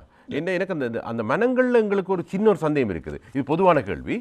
தமிழ் மக்கள் அன்று தொட்டு இன்று வரை அந்த அந்த என்ன சொல்கிறது ஆக்ரோஷமான வசனங்களுக்கும் உணர்ச்சிபூர்வமான வசனங்களுக்கும் அடிமைப்பட்டு வாக்களித்த அந்த மனம் இந்த உதவி செய்து இந்த உதவிகளை பூர்த்தி செய்த பின்னர் அந்த மனம் மாறுமான்றது நிச்சயமாக இப்போ மக்கள் மத்தியில் ஒரு மாற்றம் இருக்குன்னு சொன்னால் தங்களுடைய தேவைகள் என்று வரும்போது பூர்த்தி செய்கிறவருக்கு வாக்களித்தல் தேவை என்பது அவனுடைய கல்வி, பொருளாதார, சமூகம் இந்த மாதிரியான இதுகள் அவனுக்கு பூர்த்தி செய்யப்படும். சரி செய்தால் வாக்கு போடுவானா? நிச்சயமாக அதுதானே. இப்போ உள்ளாட்சி சபையில் நீங்கள் பார்த்தீங்கன்னா 2 விதமான நிலப்பாடு உள்ளவர்களுக்கு வாக்கு வழங்கப்பட்டிருக்கின்றது. ஒன்று உரிமை சார்ந்த விடயத்தை தெளிவாக முன்னெடுத்து போனவர்களை ஆதரித்திருக்கின்றது.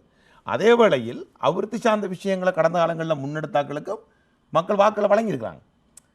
ஒரு நிலப்பாட்டில் இருக்கும். உதாரணத்துக்கு அபிவிருத்தி சார்ந்த விஷயம் பார்த்தீங்கன்னா எங்களோட கிழக்கு மாநிலத்தை எடுத்தீங்கன்னு சொன்னால் தேசிய கட்சிகளுக்கு ஸ்ரீலங்கா சுதந்திர கட்சிக்கு அதிகளவான வாக்குகள் விழுந்திருக்கிறது, ஐக்கிய தேசிய கட்சிக்கு வாக்கு விழுந்திருக்கிறது. ஏன் முன்னாள் முதலமைச்சராக இருந்த பிள்ளையான் அவர்களுடைய தமிழ் மக்கள் விடுதலை புலிகள் கட்சிகளுக்கு வாக்குகள் பெற்றிருக்கின்றது. அப்போ என்னென்றால் மக்கள் பார்க்கின்றது. ஆனால் அந்த பிரதேசத்தில் இருக்க தமிழ் தேசிய கூட்டமைப்பு விட இந்த கட்சிகள் கூட தமிழ் தேசிய கூட்டமைப்புக்கு மட்டக்களப்பு மாவட்டத்தில் நான் சொல்கிறேன் 1,27,80,000 இந்த கட்சிகளுக்கு ஏற்கனவே இருந்த விட வாக்கு அதிகரிச்சிருக்கின்றது. கூட்டமைப்பு 80,000 வாக்குண்டா இவர்களுக்கு 40,000-46,000 வாக்கு வந்திருக்கிறது. இருந்ததை விட மேலே வந்திருக்கின்றது. நான் சொன்னால் ஒரு தெளிவான நிலைப்பாடு இல்லாமல் பயணிக்கின்றவர்களை மக்கள் நிராகரிப்பார்கள். தெளிவான நிலைப்பாடு தமிழ் தேசிய கூட்டமைப்பில் இல்லை. தெளிவான நிலைப்பாடு இல்லாத இந்த தலைமைகளால் தமிழ் மக்களுக்கு தீர்வை பெற்றுக் கொடுக்க முடியுமா? முடியாது. அபிவிருத்தி சார்ந்த விடயத்தை பெற்றுக் கொடுக்க முடியுமா? முடியாது. சும்மா காலத்துக்கு காலம் நாங்கள் இந்த அரசாங்கம் ஏமாற்றி விட்டது. ஏன் இந்த அரசாங்கம் ஏமாற்றி விட்டதுன்னு நீங்கள் 2016 சொல்லியிருக்கலாமே, 17 சொல்லிக்கலாம். உங்களுக்கு தெரிந்தானே ஏமாத்துறாங்கண்டு. 18 சொல்லிக்கலாம் தானே. 19 என்ன சொல்கிறீங்க? இந்த அரசாங்கம் ஏமாற்றி விட்டது, நாங்கள் இனி சர்வதேசத்துக்கு கொண்டு போகணும், பால அரசாங்கத்தோட பேச போகிறோம்டா. இப்போ இருக்க அரசாங்கம் கூப்பிட்டு தேத்தனி கூட இவங்களோட குடிக்கிறதுக்கு தயாரில்லாமல் இருக்குது. இப்போ என்னத்தை பேச போகிறீங்க? இவங்களை கூப்பிட்டு ஒரு தேத்தனி குடிக்கிறதுக்கு கூட தயாரில்லாமல் இருக்குது.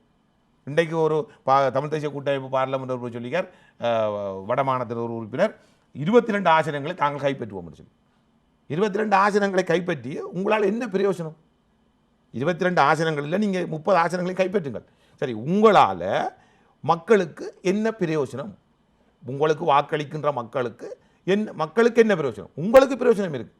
வாகன பேமெண்ட் கிடைக்கும், மாதி விலையில் உங்களுக்கு தங்குறதுக்கு இடம் கிடைக்கும், சிற்றுண்டி நாங்கள் சாப்பிட முடியும், எல்லாம் கிடைக்கும். இதோட தலைவர்களுக்கு பங்களா கிடைக்கும், எல்லாம் கிடைக்கும். ஆனால் உங்களுக்கு வாக்களிக்கின்ற மக்களுக்கு நீங்கள் என்னத்தை பெற்றுக் கொடுக்க போகிறீங்க?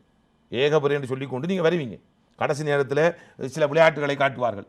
நாங்கள் இந்த கல்விமானம் இறக்குறோம், அந்த வரை இறக்குறோம், இந்த வந்து முகமாத்திர செயற்பாடு தான் நடக்குது. தமிழ் தேசிய கூட்டமைப்பில் போனால் முகமாத்திர செயற்பாடு, வேறு புதிய முகம், வேறு இப்படியான. ஆனால் என்ன அதனால் என்ன மாற்றம் கொண்டு வரப்பட்டிருக்கின்றது? எமது மட்டக்களப்பு மாவட்டத்தை எடுத்துக்கொண்டால் இன்றைக்கு முஸ்லீம் சமூக அரசியல்வாதிகளை பார்த்துருந்தால் இன்றைக்கு அவர்கள் 20-25 வருஷம் தொடர்ச்சியாக அந்த அரசியல் இருக்கிறாங்க. அவங்க முகம் மாறல. அமீர் அலியோ அல்லது மௌலானாவோ அல்லது கிஷ்புலாடோ முகமும் மாறல. அவன் தொடர்ந்து அரசியல் இருக்கிறான். ஏன்? அந்த மக்களுக்குரிய தேவைகளை பிரச்சனைகளை அவன் சரியான முறையில் தீர்த்து கொடுக்கும் பொழுது அவன்கிட்ட முகம் மாற்றப்படலை.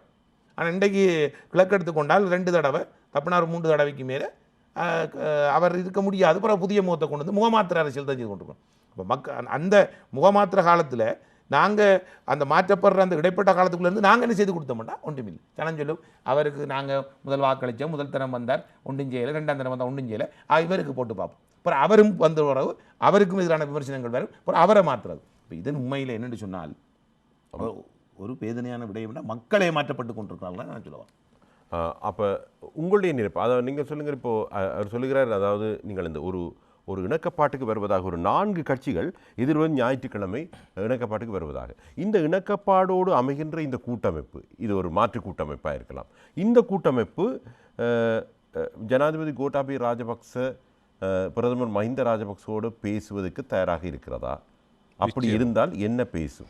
நிச்சயமாக நாங்கள் இந்த ஜனாதிபதியோட இந்த பிரதமரோட நாங்கள் விரும்பியோ விரும்பாமலோ இவர்கள் மக்களால் தெரிவு செய்யப்பட்டு இந்த நாட்டின் ஜனாதிபதியாக இருக்கிறார், பிரதமராக இருக்கிறார். ஆகவே இந்த இருவரோடும் வந்து அரசியல் தீர்வு தொடர்பாகவும் எங்கள் மக்களுக்கு இருக்கக்கூடிய பல்வேறுபட்ட பிரச்சனைகள் தொடர்பாகவும் நாங்கள் பேச வேண்டிய ஒரு தேவை இருக்கிறது. அதிலும் குறிப்பாக இன்றைக்கு இருக்கக்கூடிய ஜனாதிபதி ஒரு பாதுகாப்பு செயலாளராக இருந்திருக்கிறார். இந்த யுத்தத்தை முடிவுக்கு கொண்டு வந்ததில் கோட்டாபய ராஜபக்சவுக்கும் மஹிந்த ராஜபக்ச அவர்களுக்கும் மிகப்பெரிய பொறுப்பு இருக்கிறது. ஆகவே இவர்களுடைய இந்த ஆட்சி காலத்தில் அதாவது இந்த எங்களோட மக்களுக்கான ஒரு தீர்வு காண வேண்டிய ஒரு தேவை இருக்கிறது. குறிப்பாக வந்து இன்றைக்கு இறுதிக்கட்ட நீங்கள் அப்படி பேசுவதாக இருந்தால் என்ன தீர்வை முன்வைப்பீர்கள் என்று சுருக்கமாக சொல்லுங்கள். முக்கியமாக நாங்கள் கூட்டமைப்பாக ஒரு மாற்று கூட்டமைப்பாக, அதாவது வடக்கு கிழக்கு இணைந்த ஒரு சமஷ்டி ஆட்சியை நாங்கள் ஏற்படுத்துவது. அதுக்கு முதல் ஏற்கனவே இலங்கை இந்திய ஒப்பந்தத்தின்படி இருக்கக்கூடிய 13ஆம் திருத்தச் சட்டத்தில் இருக்கக்கூடிய மாகாண சபைக்கு இருக்கக்கூடிய முழுமையான அதிகாரங்களை முதல் வழங்க வேண்டும். மாகாண சபைக்குரிய நிதியை முழுமையாக வழங்க வேண்டும். கோட்டாபய ராஜபக்ச ஜனாதிபதி அவர்கள் நேரடியாக சொல்லிவிட்டார், போலீஸ் அதிகாரம் தரமாட்டோம், எந்த காரணத்தை கொண்டும் அந்த அதிகாரங்கள் அந்த அதாவது முப்படையினர் பாதுகாப்பு அந்த அதிகாரங்கள் வழங்கப்பட மாட்டாது என்று தெளிவாக சொல்லியிருக்கிறார். இதில் இந்த கூட்டமைப்பு மாற்று கூட்டமைப்பாக இருக்கின்றது விட்டுக் கொடுப்புகளோடு முன்னேறக்கூடிய வாய்ப்பு இருக்கிறதா? 2 நாடுகளுக்கு இடையே நடந்த சர்வதேச ஒப்பந்தத்தை ஒரு தரப்பு வந்து அதிலிருந்து விலகுவது அல்லது அந்த அரசியல் அமைப்பில் இருக்கக்கூடிய சில அதிகாரங்களை, இப்போ உதாரணத்துக்கு போலீஸ் அதிகாரங்களை நாங்கள் தரமாட்டோம் என்று கூறுவது வந்து அது ஒருதலைபட்சமாக இந்த 2 நாடுகளுக்கு இடையில் நடந்த ஒப்பந்தத்தை மீறுகிற ஒரு செயலாகத்தான் நாங்கள் பார்க்குறோம். குறிப்பாக இந்த மாகாண சபை முறைன்றது 1989ஆம் ஆண்டு வடக்கு கிழக்கு இடைந்த ஒரு மாகாண சபை ஆட்சி முறையை வந்து EPRல எங்களுடைய கட்சி தான் இந்த வடகிழக்கு மாகாண சபையை கொண்டு வந்து திருகோணமலையை ஒரு தலைநகரமாக்கி எங்களுடைய ஆட்சி காலத்தில் தான் வந்து கிட்டத்தட்ட 32க்கு மேற்பட்ட அந்த நேரம் இலங்கை நிர்வாக சேவையில் இருந்த அதிகாரிகளை அரசாங்க அதிபர்களை ஆக்கி வவுனியாவில் ஒரு விவசாய கல்லூரி, மத்திய அரசுக்கு இருந்த ஒரு விவசாய கல்லூரியை மாகாண சபைக்கு கொண்டு வந்ததிலிருந்து காங்கேசந்துறையிலிருந்து பொத்துவில் வரைக்குமான ஒரு வீதியை புனரமைக்கிறது பல திட்டங்கள் இந்த மாகாண சபைக்கு முறைகளாக கொண்டு. ஆகவே முதல் கட்டமாக இந்த அரசாங்கம் இருக்கக்கூடிய 13ஆம் திருத்தச் சட்டத்தில் இருக்கக்கூடிய இந்த மாகாண சபைக்கான முழுமையான அதிகாரங்களை வழங்கி அதுக்குரிய நிதியையும் கொடுக்கிறதுன்றது ஒரு முதலாவது கட்ட விடயம். இது புதிய விடயம் இல்லை. இது ஏற்கனவே இந்த நாட்டின் அரசியலமைப்பில் 2 நாடுகளுக்கும் இடையில் நடைபெற்ற ஒரு சர்வதேச ஒப்பந்தம். இதுக்கு அடுத்த கட்டமாக நாங்கள் ஏனைய விடயங்கள் வடக்கு கிழக்கு இணைக்கிறதோ ஒரு சமஷ்டி ஆட்சி முறையை கொண்டு வருவதோ அது சம்பந்தப்பட்டது. மற்றது நடைமுறையில் ஆனால் இந்த நீங்கள் கொண்டு வர அந்த நீங்கள் அதிகார பகிர்வு என்று சொல்லுகிறீர்கள், இந்த விடய தீர்வுகளுக்கு தென்பகுதி வாழ் சிங்கள மக்களுடைய ஆதரவு கிடைக்குமா என்று நீங்கள் நம்புகிறீர்களா? தென்பகுதி வாழ் மக்களுடைய ஆசீர்வாதம் இல்லாமல் இந்த மாதிரி தீர்வுகள் நிச்சயம் இந்த தீர்வுகள் விலைப்படுமா அல்லது அமுல்படுத்தப்படக்கூடிய வாய்ப்பு இருக்கு? நான் நினைக்கிறேன் இது இப்போ ஆட்சியில் இருக்கக்கூடிய கோட்டபாய ராஜபக்ச, மஹிந்த ராஜபக்ச போன்றவர்கள் இந்த இருக்கக்கூடிய மாகாண சபைக்கும் இருக்கக்கூடிய அதிகாரங்களை பகிர்றதிலிருந்து அரசியல் கைதிகளை விடுவது அல்லது ஏனைய பிரச்சனைகளை இவர்கள் கையாளுவதனூடாக தெற்கில் இருக்கக்கூடிய சிங்கள மக்கள் இவர்களுக்கு எதிராக திரும்பக்கூடிய நிலைமை இல்லை. ஏனென்று சொன்னால் இவர்கள் ஐக்கிய தேசிய கட்சி இந்த ஆட்சியில் இருக்கக்கூடிய ரணில் விக்ரமசிங்காவோ அல்ல மைத்ரிபால சிறிசேனா போன்ற ஒரு பலவீனமான ஒரு தலைவர்கள் சிங்கள மக்களுக்கு பயப்படுகிறார்கள். ஆனால் இவர்கள் ஒரு தீர்வை காணுறது அல்லாட்டி இவர்களால் ஒரு முடிவெடுக்கிற சம்பந்தமாக சிங்கள மக்கள் இவர்களுக்கு எதிராக திரும்புறதுக்கான அந்த வாய்ப்பு இல்லை. ஏனென்று சொன்னால் அந்தளவுக்கு இவர்கள் சிங்கள மக்கள் மத்தியில் மிக ஒரு செல்வாக்கு செலுத்தக்கூடியவர்களாக இருக்கிறார். ஆகவே இந்த இடத்துல தான் நாங்கள் கூறுகிறோம், ஜனாதிபதி 2 மாத காலம் ஆகிவிட்டது. ஜனாதிபதி எதிர்பார்த்த மாதிரி தமிழ் மக்கள் வாக்களிக்க இல்லை என்று அவர்கள் கூறினாலும் கிட்டத்தட்ட 5 லட்சத்துக்கு மேற்பட்ட மக்கள் வடக்கில் கிழக்கில் தெற்கில் மலையகத்தில் இருக்கக்கூடிய மக்கள் வாக்களித்திருக்கிறார்கள். ஆகவே ஜனாதிபதி தான் வெறுமனவே எல்லோருக்கும் ஜனாதிபதியாக அவர் இருக்கிறதாக கூறுவதாக இருந்தால் நடைமுறையில் இருக்கக்கூடிய சில பிரச்சனைகள், உதாரணத்துக்கு நாங்கள் நேற்று முன்தினம் கூட பாராளுமன்றத்தில் பேசினோம், ஈனையின் வீதி யுத்த காலத்தில் இராணுவம் குவிக்கப்பட்ட மாதிரி கிட்டத்தட்ட 10 இடங்களுக்கு மேலே இராணுவம் குவிக்கப்பட்டிருக்குது, ஏற்றி இறக்கப்படுது, இரவுலேயும் பகல்லையும் இறக்கப்படுது. குறிப்பாக வடக்கு மாகாணம் உங்களுக்கு தெரியும், யாழ்ப்பாணத்தில் இருந்து தான் வன்னியை நோக்கி இந்த அரச ஊழியர்கள், அதாவது சகல திணைக்களங்கள் சார்ந்தவர்கள், பாடசாலைக்கு அதிபர்கள், ஆசிரியர்கள் இப்போ இந்த ஏனையின் பாதை சீராக்கப்பட்டதால் ஒவ்வொரு நாளும் யாழ்ப்பாணத்திலிருந்து பல நூற்றுக்கணக்கான ஆசிரியர்கள், அதிபர்கள் வன்னியை நோக்கி வருகிறார்கள். இந்த சோதனை சாவடி காலதாமதமாகிறதால் அவர்கள் தங்களுடைய கடமைகளை, அரசாங்க ஊழியர்கள் கூட தங்களை கடமைகளை செய்ய முடியாத நிலைமை இருக்குது. ஆகவே இந்த விடயங்களை ஜனாதிபதி உடனடியாக கவனத்தில் எடுக்க வேண்டும். அதே போல் இந்த வீட்டு திட்டங்களுக்கான வேலை திட்டங்கள் எல்லாம் தொடக்கப்பட்டு அறகுறையில் நிறுத்தப்பட்டிருக்குது. அந்த வீட்டு திட்டங்களின் பணிகளை உடனடியாக அதுக்கான நிதிகளை ஒதுக்கப்பட வேண்டும். அரசியல் கைதிகளின் விடயத்திலேயும் அதுக்கான தீர்வை காணப்பட வேண்டும். இப்படி பல விடயங்களை ஜனாதிபதி அவர்கள் செயல்படுத்த வேண்டிய தேவை இருக்குது. அடுத்தது ஆனால் வியாழேந்திரன் நாங்கள் கேள்வி கேட்பதற்கு முன்னர் வியாழேந்திரன் தெரிவித்த ஒரு கருத்து எங்கள் மனதை தொட்டது. அதனை நாங்கள் திரையில் பார்க்கலாம்.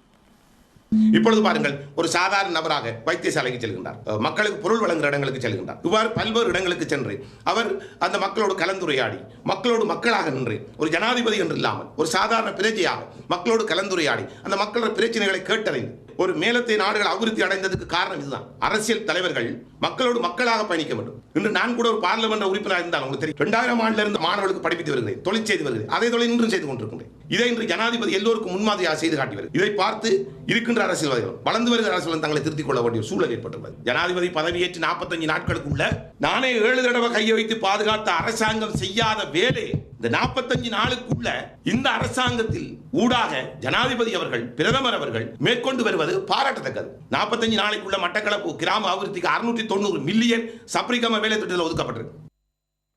இன்னொரு விஷயத்தை சொல்லணும், என்னடா இல்லை இந்த விஷயத்தை நாங்கள் எடுத்து சொன்ன காரணம், இந்த ஜனாதிபதி நாங்கள் அவருடைய சாதாரண செயல்பாடுகளை பார்க்கும் பொழுது அவர் அரசியல்வாதி அல்ல என்று தெளிவாகி ஒரு நிர்வாகி போன்ற. உண்மையிலே என்னென்றால் உண்மையிலே வடக்கு கிழக்கு இலங்கையிலே குறிப்பிட்ட அளவு வாக்குகள் தமிழ் மக்கள் வாக்களித்திருக்கிறார்கள். முழுமையாக இல்லைன்னு சொல்ல முடியாது யார் ஜனாதிபதி கோட்டாபய ராஜபக்ச அவர்களுக்கு. ஆனால் தேர்தலுக்கு முன்பு அவர் தொடர்பாக இருந்த மனப்பதிவுகள் தற்போது அவருடைய சமகால நடவடிக்கைகளால் மக்கள் மத்தியிலே ஒரு மாற்றம் ஏற்பட்டிருக்கின்றது. என்ன சமகால நடவடிக்கைகள் எடுத்துக்கொண்டீங்கன்னு சொன்னால் உண்மையிலே நான் சொன்னது போல 2012 மார்ச் 31 தற்போதைய பிரதமர் முன்னாள் ஜனாதிபதி மஹிந்த ராஜபக்சோட காலத்திலே 57,000 பட்டதாரிகளுக்கு வேலை வாய்ப்பு வழங்கப்பட்டது.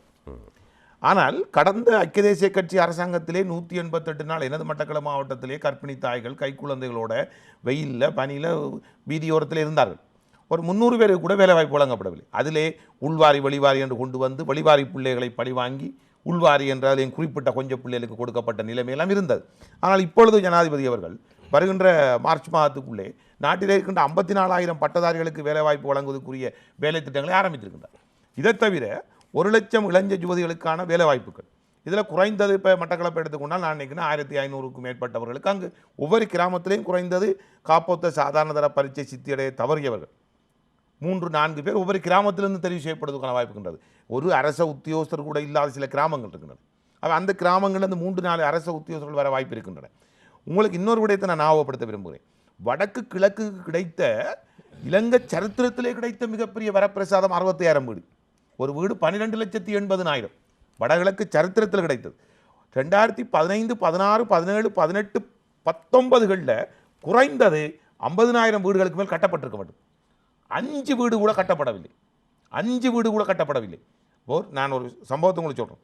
பவுனதீவில் ஒரு புள்ள போன மாதம் ஓலை குடிசைக்குள்ளே பாம்பு இருந்து ஸ்காலர்ஷிப் படிக்கிற புள்ள பாம்பு அடிச்சது போகுது. இப்போ இந்த ஜனாதிபதி அவர்கள் வந்ததுக்கு பிறகு இந்த 12,80,000 வீட்டை எடுத்து ஏற்கனவே தமிழ் தேசிய கூட்டமைப்பில் இருக்கிற 3 பாராளுமன்ற உறுப்பினர்கள் பதிலில் போய் அந்த மாதிரி வீட்டை பார்த்துட்டு வந்து இந்த வீடு எங்களை மாவட்டத்தில் கட்டுங்கன்னு சொன்னதுக்கு பிறகு அந்த அரசாங்கம் செய்யலை. ஆனால் என்ன நடந்துன்னு சொன்னால் இப்போ இந்த அரசாங்கத்தில் 450 வீடுகள் உடனடியாக மட்டக்களப்பு மாவட்டத்துக்கு ஒதுக்கப்பட்டது. 450 வீடுகளுக்கு 57,60,00,000 நிதி. ஒரு வீடு 12,80,000. 450 வீடுகள் ஒதுக்கப்பட்டு நேற்றைக்கு முந்தைய தினம் அங்கு வேலை திட்டங்கள் ஆரம்பிக்கப்பட்டது. அது தவிர NHA தேசிய விடையமைப்பு அதிகார சபையிலே கடந்த காலத்திலே 2,50,000 ரூபா காசை வாங்கிவிட்டு மக்களிடம் அவர்கள் தோட்டை ஈடு வச்சு மோரத்தை ஈடு வச்சு வட்டிக்கு வாங்கித்தான் இந்த சஜித் பிரேமதாசனுடைய வீட்டை கட்டினார்கள். இன்று அது அறகுறையில் நிற்கின்றது. ஏன்னா அந்த அறகுறை வீடு ஆறு கட்டினா அந்த அந்த லிண்ட அதாவது அந்த ஜன்னல் மட்டும் மக்கள் கட்டவன் மிச்சதான் இவர்கள் கொடுப்பார்கள். இப்பொழுது தேசிய விடையமைப்பு அதிகார சபையின் ஊடாக வழங்கப்படுற 6 லட்சம் வீடு, ஒரு வீடு 6 லட்சம், 14,022 வீட்டுக்கு நிதி ஒதுக்கப்பட்டிருக்கிறது. கடந்த சனிக்கிழமை வீட்டுக்கு கல் வைக்கப்பட்டு ஒவ்வொரு இலங்கையில் ஒவ்வொரு மாவட்டத்திலையும் நான் 3 தொகுதியிலையும் கல் வைத்தேன். கல் வைத்த அண்டே 1,00,000 ரூபா உடனடியாக வழங்கப்பட்டது. முற்றிலும் இலவச வீடு. இது மாதிரி திருத்தங்கள் முற்றிலும் இலவசம். இது அது மாத்திரமில்லை, நேற்றைய தினம் கௌரவ அமைச்சர் ஆரம்பம் தொண்டமான் அவர்களோடு பாராளுமன்றத்தில் நடந்த கூட்டத்திலே எங்களுக்கு மீண்டும் கிழக்கு மாநிலத்துக்கு 12,80,000 வீடுகளில் 2,000 வீடுகள் கிடைக்கப்பட்டிருக்கின்றது. அதிலே திருவோணமலை, மட்டக்களப்பு, அம்பாறை, மட்டக்களப்புக்கு 850 வீடுகள் தரப்பட்டிருக்கின்றன.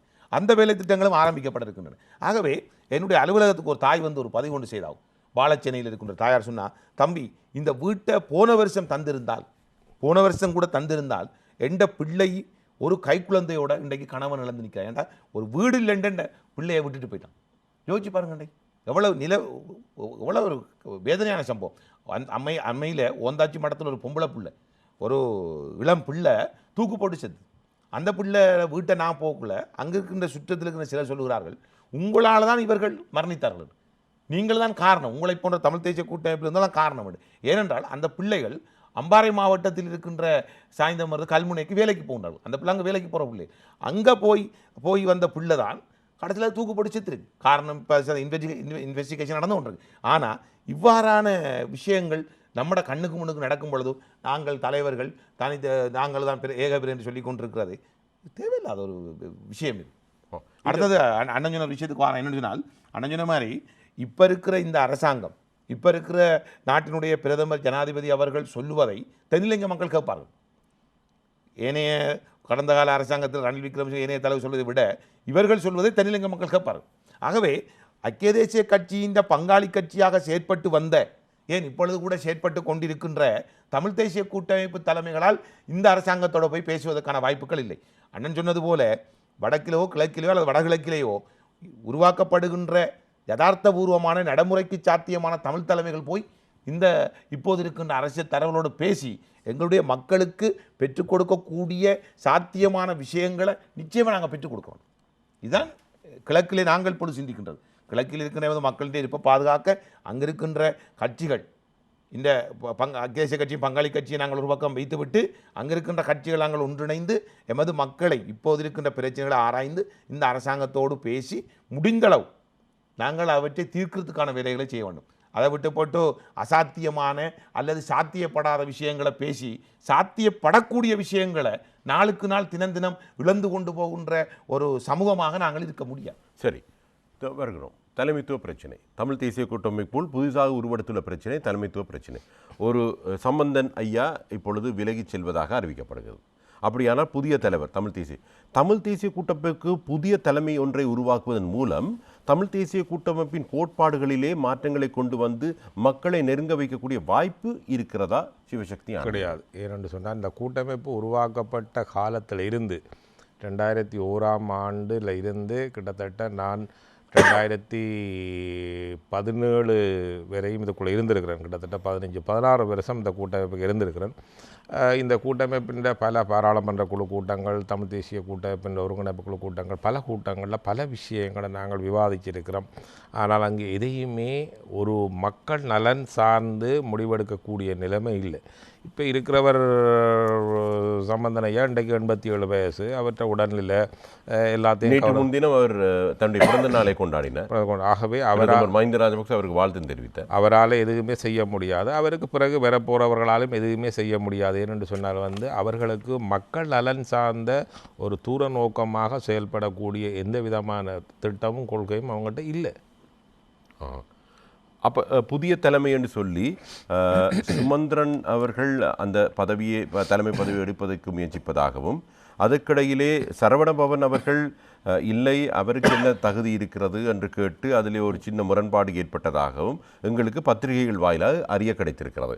இப்போது இந்த முரண்பாடு தமிழ் மக்களுடைய நலன்களை பாதிக்குமா, இல்லை தமிழ் மக்கள் மட்டியில் இருக்கின்ற ஆர்வத்தையோ அக்கறையோ குறைக்குமா? உங்களுடைய தமிழ் மக்கள் இந்த முறை பாராளுமன்ற தேர்தலில் ஒரு தெளிவான முடிவெடுப்பார்கள்.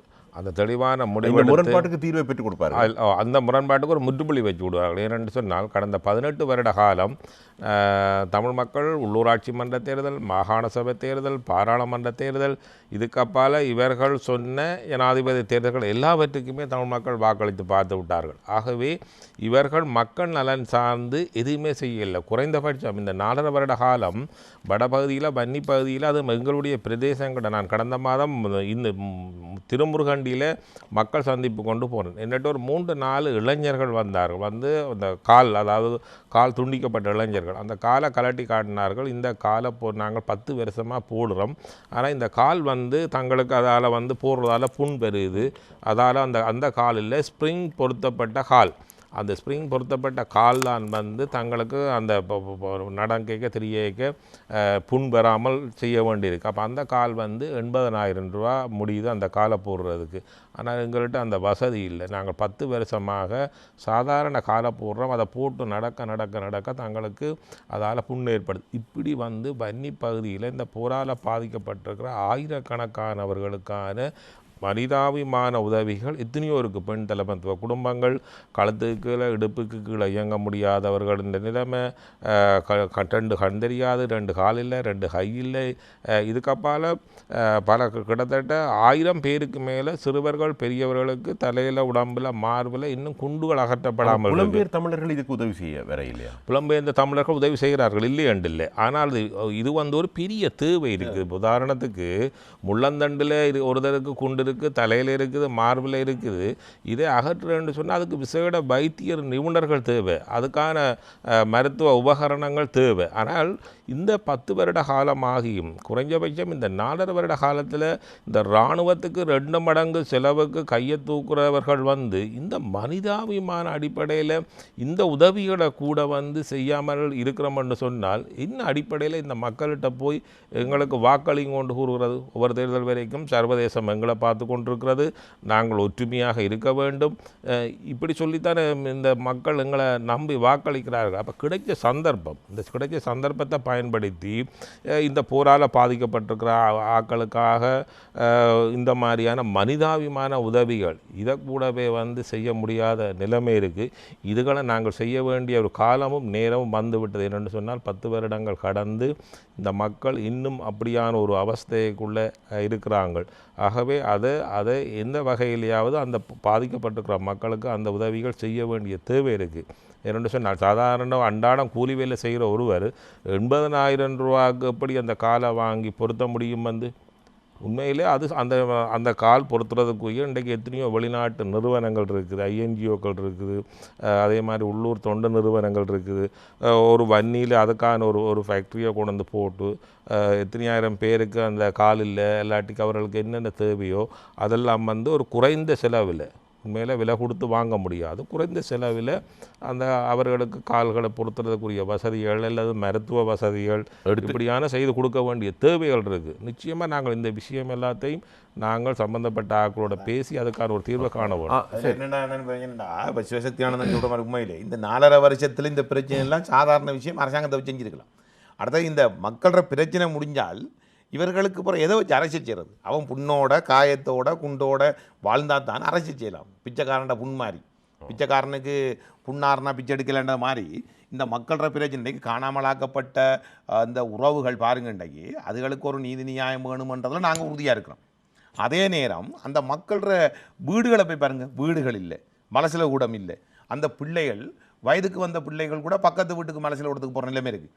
அந்த தாய்மார்கள் வயது போன காலத்திலையும் அந்த போட்டோவை தூக்கி கொண்டு அழுது அவர்களுடைய தேவைகள், அன்றாட தேவைகளை கூட நாங்கள் பூர்த்தி செய்து கொடுக்க முடியாத நிலைமை தான். இன்றைக்கு பார்த்தீங்கன்னால் அதிகளவான பெண்கள் தலைமை தாங்கும் குடும்பங்கள் 1,26,000 பேர் வடக்கு கிழக்கில் இருக்கிறாங்க. இன்றைக்கு அந்த வடக்கு கிழக்கில் இருக்கிற 1,27,000 பேரில் வடக்கு கிழக்கில் மட்டக்களப்பில் 36,000 பேர் இருக்கிறாங்க பெண்கள் தலைமை தாங்கும் குடும்பம். இதில் இவர்கள் 2 தடவை இன்று கருத்தடை ஊசிகளை போட்டுக்கொண்டு மத்திய கிழக்கு நாட்டுக்கு போகிறார்கள். மத்திய கிழக்கு நாட்டுக்கு அவர்கள் இந்த கருத்தடை ஊசியில் போடும் பொழுதோ சில பேருக்கு அவர்களுக்கு பிள்ளைப்பேறு கூட இல்லாமல் போகின்றது. இன்றைக்கு மத்திய கிழக்கு நாடுகளில் போய் அவர்கள் அந்த வெயிலில் மூலத்தால் ரத்தம் போகத்தக்கதாக அந்த தண்ணியை கூட அவர்கள் சில வேளை அந்த குடிக்கிற தண்ணியில் கல்சியம் இருக்கிறதால நாங்கள் பார்க்குறோம் சில பேருக்கு கிட்னி பழுதாகி வருது. அப்போ இதுக்கெல்லாம் யார் காரணம்? இதுக்கெல்லாம் யார் காரணம் என்று சொன்னால் நாங்கள் தான் காரணம். நான் அதை ஒத்துக்கொள்கிறேன். ஏன்னு சொன்னால் நாங்கள் இந்த மக்களோட பிரச்சனைகளை அடிப்படை பிரச்சனை, அதை நான் ஆரம்பத்தில் சொல்கிறேன், ஒருவன் உயிர் வாழ்வதற்கான உரிமையை நாங்கள் முதலாவது பெற்றுக் கொடுக்கணும். உயிர் வாழ்வதற்கான உரிமைன்றது உரிமைகளில் முதலாவது உரிமை. அந்த உரிமையை இன்றைக்கு சொல்கிறோம் நான் கிழக்க வச்சு கொண்டு சொல்கிறோம். இன்றைக்கு எங்களுக்கு காணி அதிகாரம் வேணும்னு சொல்கிறோம் உண்மையிலே. ஆனால் ஐயா சொல்கிற மாதிரி சம்பந்தனையா சொல்கிற காணி அதிகாரமும் தீர்வும் பாரத்துக்கு இடையில் நான் நினைக்கிறேன் காணி இருக்குமான்றதே சந்தேகம், ஜனம் இருப்பானன்றதே சந்தேகம், தீர்வான அப்போ தீர வச்சுட்டு நாங்கள் நாக்கா வலிக்கிறது. அப்போ ஆகவே இருக்கிறவர்களை பாதுகாக்க வேண்டும். இல்லை அதாவது அளிக்கப்பட்டவர்களுக்கான ஒரு நீதி நியாயத்தை நாங்கள் கோரி நிற்கின்ற அதே வேளையில் உயிரோடு இருக்கிறவர்களை பாதுகாக்கிறதுக்கான வேலை திட்டத்தை நாங்கள் மேற்கொள்ளணும். இது என்னதுன்னா அளிக்கப்பட்டவர்களுக்கான நீதி நியாயத்தை நாங்கள் பெற்றுக் கொடுக்கவில்லை, உயிரோடு இருக்கிறவர்களையும் அழித்துக் கொண்டிருக்கின்றோம். ஆனால் உயிரோடு இருக்கிறவர்களுக்கு இருக்கின்ற பிரச்சனைகளை தீர்க்க போனால் என்ன நடக்கும் என்று சம்பந்தன் ஐயா இப்படி சொல்கிற, நீங்கள் உங்களுடைய கருத்தை இருக்கிறது பார்ப்போம். திரையிலே பார்க்கலாம் என்ன சொல்லுகிறார் என்று. ஒரு பேட்டியிலே பார்த்தேன், எங்களுடைய சம்பந்தனையா சொல்லியிருந்தார், வேலை வாய்ப்புகளை கேட்டால் தீர்வை தர மாட்டார்கள் என்று. இங்கு எத்தனையோ பேர் வேலை வாய்ப்பு இல்லாமல் படித்த இளைஞர் யுவதிகள் மிக கஷ்டப்படுவதை நாங்கள் பார்க்கிறோம். ஆகவே இந்த எதிர்ப்பு அரசியலாலும் நாங்கள் எதையும் சாதிக்கவில்லை, எதையும் பெற்றுக்கொள்ளவில்லை. சாத்தியப்படக்கூடிய விஷயங்களை கூட அடைந்து கொள்ள முடியாத ஒரு துர்ப்பாக்கிய நிலைக்கு நாங்கள் தள்ளப்பட்டிருக்கின்றோம். 72 வருஷ அரசியல் பயணத்திலே நாங்கள் என்னத்தை பெற்றுக் கொண்டிருக்கிறோம் என்றால் எதிர்ப்பு அரசியல். சரி, இப்போ நீங்கள் அந்த பிரச்சனைகளை தீர்க்க போனால் சிலவேளை அந்த தீர்வு குழம்பி விடும் போன்ற ஒரு அச்சம் தமிழ் மக்கள் மத்தியில் இருக்கிறதா அல்லது தமிழ் தேசிய கூட்டமைப்பிடம் இருக்கிறதா? தமிழ் தேசிய கூட்டமைப்பில் இருக்கின்ற நம்மளோட சம்பந்தனையா போன்றவர்கள்ட்ட அந்த பைத்தியார்த்தனமான சிந்தனைகள் இருக்கிற நான் பார்க்குறேன். என்னென்னா இப்படி ஒரு இது என்னென்று இப்போ தங்களுக்கு தேவையானது எல்லாத்தையும் பெற்றுக்கொண்டால் திருக்குழம்பாது. மக்களுக்குரியதை பெற்றுக் கொடுத்தால் என்னை பொறுத்தவரைக்கு நான் ஒரு விஷயத்தை சொல்கிறேன், எங்களுக்கு 400 பேர் எழும்பி மாலை போடுவது சிலை வைப்பது அல்லது 400 பேர் எழும்பி எங்களுக்கு கைதட்டுறது இங்கே முக்கியம் இல்லை. நாங்கள் இருக்கின்ற காலத்தில் எங்களால் 4 பேர் வாழ்ந்தார்களா, 4 பேரை வாழ வைத்தோமா என்றதான் வரலாறு. அதை நாங்கள் செய்து விட்டு போவோம். அதை விட்டு சும்மா நான் சொன்னேன் அதான் சாத்தியம் இல்லாத விஷயத்தை பேசுகிறது, சாத்தியப்படக்கூடியதை நாங்கள் இழந்து கொண்டு போகிறோம். அப்போ சாத்தியப்படக்கூடிய விஷயங்கள் கூட எங்களால் பெற்றுக் கொடுக்க முடியாவிட்டால் நாங்கள் இந்த இனத்தின் இந்த மக்களுடைய தலைவர்கள்னு சொல்கிறதில்ல எந்த விதமான பிரயோஜனமும் இல்லை. இதை நம்பி ஏமாறுகின்றவர்கள் தான் சிந்திக்க வேண்டும், இனி வருங்காலங்களில் சிந்திக்க வேண்டவர்கள். இந்த நிகழ்ச்சி தீர்வு என்ற நிகழ்ச்சி மூலம் மக்கள் மத்தியிலே நீங்கள் சொன்ன இந்த கருத்துக்கள் போய் சேர்ந்து தமிழ் மக்கள் மத்தியிலே சேர்ந்து அந்த நீங்கள் சொன்னது போல இந்த இந்த இந்த தமிழ் தேசியம் என்ற அந்த கோட்பாடு அல்லது இந்த பிரச்சனைகளை தீர்ப்பதோடு சேர்ந்து உரிமை போராட்டத்தை கொண்டு செல்கின்ற அந்த கோட்பாடு அப்படியான ஒரு எண்ணப்போக்கு வரும் என்று அல்லது அந்த எண்ணத்திலே அவர்களுக்கு ஏற்கனவே இருந்த எண்ணத்திலே மாற்றம் வரும் என்று நீங்கள் நம்புகிறீர்களா? நிச்சயமாக ஒன்று எங்களுடைய மக்களுக்கு அன்றாட அடிப்படை தேவைகள் பிரச்சனைகள் என்றது இந்த யுத்தத்துக்கு பிறகு 10 வருஷ காலமாக அது தீர்க்கப்படாமல் நீறு பூத்த நெருப்பாக இருக்குது. அது ஒரு விடயம். ஆனால் இது ஒரு பக்கம் நாங்கள் தீர்க்க வேண்டியிருக்கு. எங்களோட மக்களுக்கு தேவையான ஒரு அபிவிருத்தி சார்ந்த விடயங்களையும் செய்ய வேண்டியிருக்கு. அதே நேரத்தில் கடந்த 70 வருட காலமாக மக்களுக்கு பிரச்சனையோடு வாழ்றது விருப்பமான விஷயமா விருப்பம் இல்லாத விஷயம்? நிச்சயமாக அப்படி இல்லை. ஏனென்றால் எங்களோட மக்கள் களைச்சு போயிட்டாங்க. இந்த 30 வருட இந்த யுத்தத்தால் ஏற்பட்ட இழப்புகள், அதால் ஏற்பட்டிருக்கக்கூடிய அவர்களுக்கு இருக்கக்கூடிய வலிகள் என்பது அது ஒரு அது வார்த்தைகளால் சொல்ல முடியாது. ஏனென்றால் நேரடியாக அதை அனுபவித்தவர்களுக்கு அந்த பிரச்சனைகள் இன்றைக்கு நிறுபூத்த நெருப்பாக இருக்குது. இதுக்கு அப்பால் கடந்த 70 வருட காலமாக இந்த நாட்டை ஆட்சி செய்த மாறி ஆட்சி செய்த தலைவர்கள் இந்த பிரச்சனையை தீர்க்கிறதுக்கு பதிலாக இந்த பிரச்சனையை இன்னும் பூதாகரமாக மாற்றி இருக்கிறாங்க. ஆகவே எங்களை பொறுத்த மட்டும் இன்றைக்கு இருக்கக்கூடிய ஜனாதிபதி பிரதமர் குறைந்தபட்சம் ஐநா மனித உரிமை பேரவையும் இலங்கை அரசாங்கமும் இணக்கம் தெரிவித்த விடயங்களை நடைமுறைப்படுத்த வேண்டும். அது உண்மையில் 2 அரசாங்கமும் ஐநா மனித உரிமை பேரவையும் இந்த நாட்டில் இருக்கக்கூடிய பயங்கரவாத தடை சட்டத்தை நீக்க வேணும், இராணுவத்தை குறைக்க வேணும், காணிகளை கையளிக்க வேணும், அரசியல் கைதிகள் விட வேணும். இந்த விடயங்களை முதலாவதாக இதுக்கு ஒரு தீர்வு காண வேணும். அதே மாதிரி இந்த நீண்ட காலமாக தீர்க்கப்படாமல் இருக்கக்கூடிய இந்த பிரச்சனைக்கு ஒரு அரசியல் ரீதியான ஒரு தீர்வை காண வேண்டும். ஏனென்றால் இன்றைக்கு உலகம் முழுக்க விஞ்ஞானமும் தொழில்நுட்பமும் நாகரிகமும் எங்கேயோ போய்கொண்டிருக்குது. ஆனால் நாங்கள் ஒரு சிறிய நாட்டுக்குள்ள இனவாதம் பேசி மதவாதம் பேசி இன்றைக்கு கடந்த 70 வருட காலமாக கிட்டத்தட்ட 5-6 லட்சம் மக்கள் அழிஞ்சு போயிட்டோம். அது தமிழ் மக்கள் சிங்கள மக்களாக இருக்கலாம். ஆகவே ஒரு சிறிய நாட்டுக்குள்ளே நாங்கள் உலகத்தை நாங்கள் பின்பற்ற வேண்டும். நல்ல விஷயங்களை நாங்கள் முன்மாதிரியாக அதை எடுக்க வேண்டும்.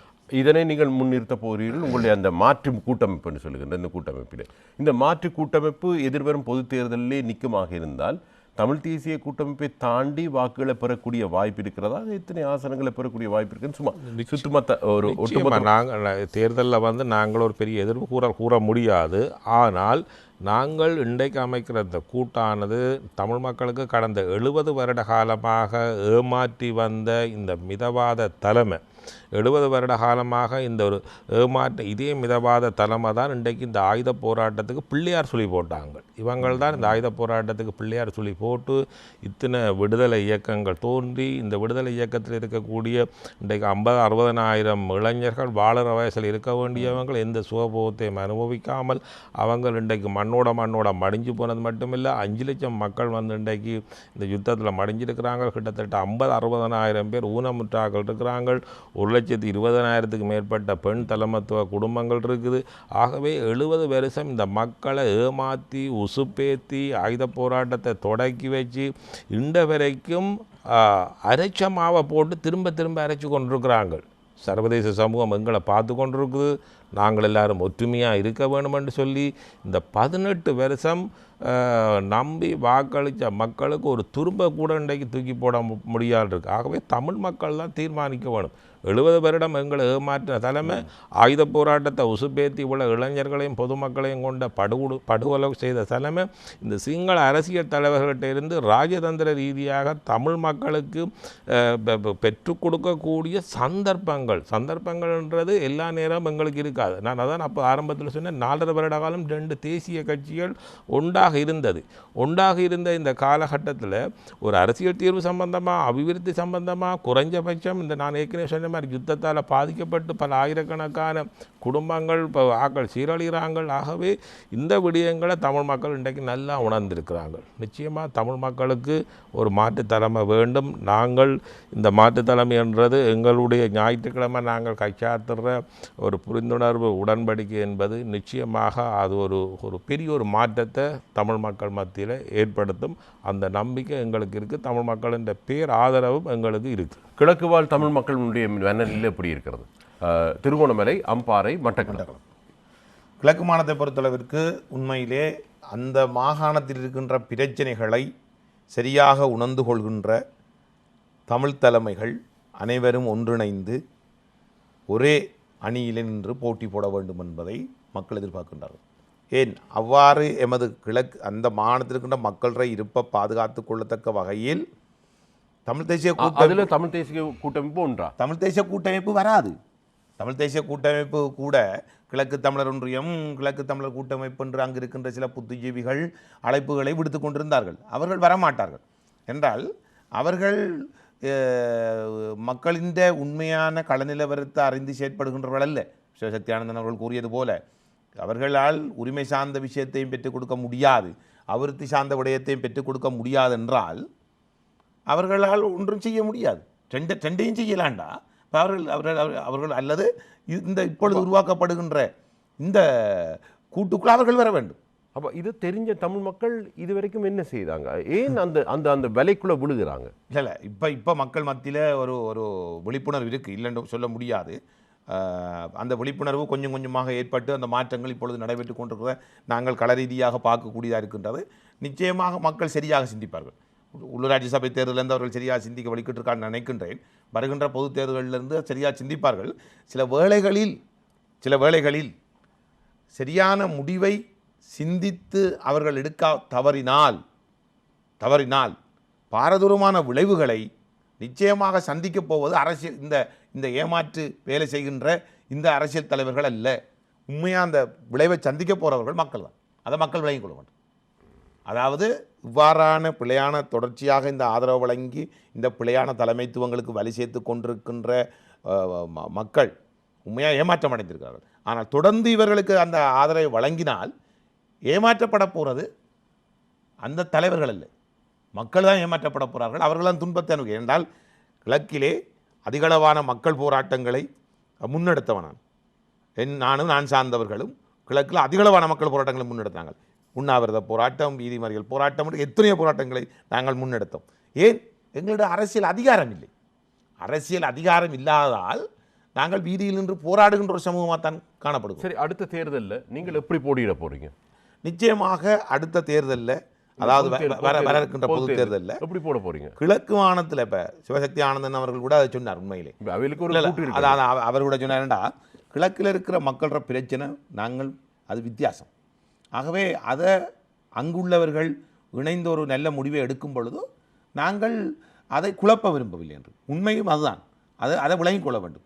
அதே வேளையில் கிழக்கு மாகாணத்தில் இருக்கின்ற தமிழ் கட்சிகள், இந்த மக்களுடைய நலன் சார்ந்து சிந்திக்கின்றவர்கள் எல்லோரும் நாங்கள் ஒன்றிணைந்து ஒரு பொது சின்னத்துக்கு அல்லது ஒரு குடைக்கு நாங்கள் ஒன்றாக பயணித்தால் அதிலே நாங்கள் எங்களுடைய வடக்கில் இருக்கின்ற அரசியல் தலைமைத்துவங்கள் உடங்களோடு இணைந்து கொள்ளலாம்.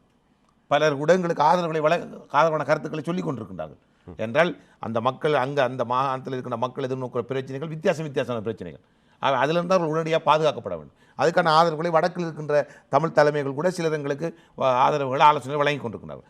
அவர்கள் கூட இதுக்குள்ளே வர விரும்புகிறார்கள். அப்போ ஆகவே அந்த கூட்டை உருவாக்கி கொண்டு தான் நாங்கள் பயணிக்க விரும்புகின்றோம்.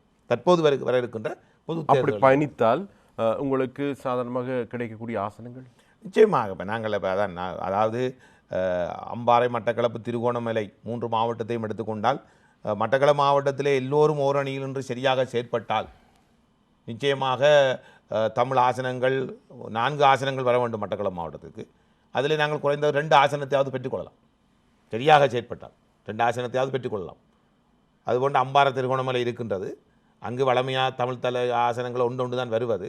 சரி, நாங்கள் ஒட்டுமொத்தமாக கிழக்கு மாநிலத்தில் 3 ஆசனத்தையாவது நாங்கள் பெற்றுக்கொள்ளக்கூடிய வாய்ப்பு இருக்கின்றது. எல்லோரும் ஒன்றாக சேர்ந்து பயணித்தால் இது சாத்தியப்படக்கூடிய, அதாவது தமிழ் தேசிய கூட்டமைப்பை விடுத்து மற்ற இருக்கின்ற தமிழ் தலைமைகள் எல்லோரும் ஒன்று சேர்ந்து பயணித்தால் இது சாத்தியப்படும்.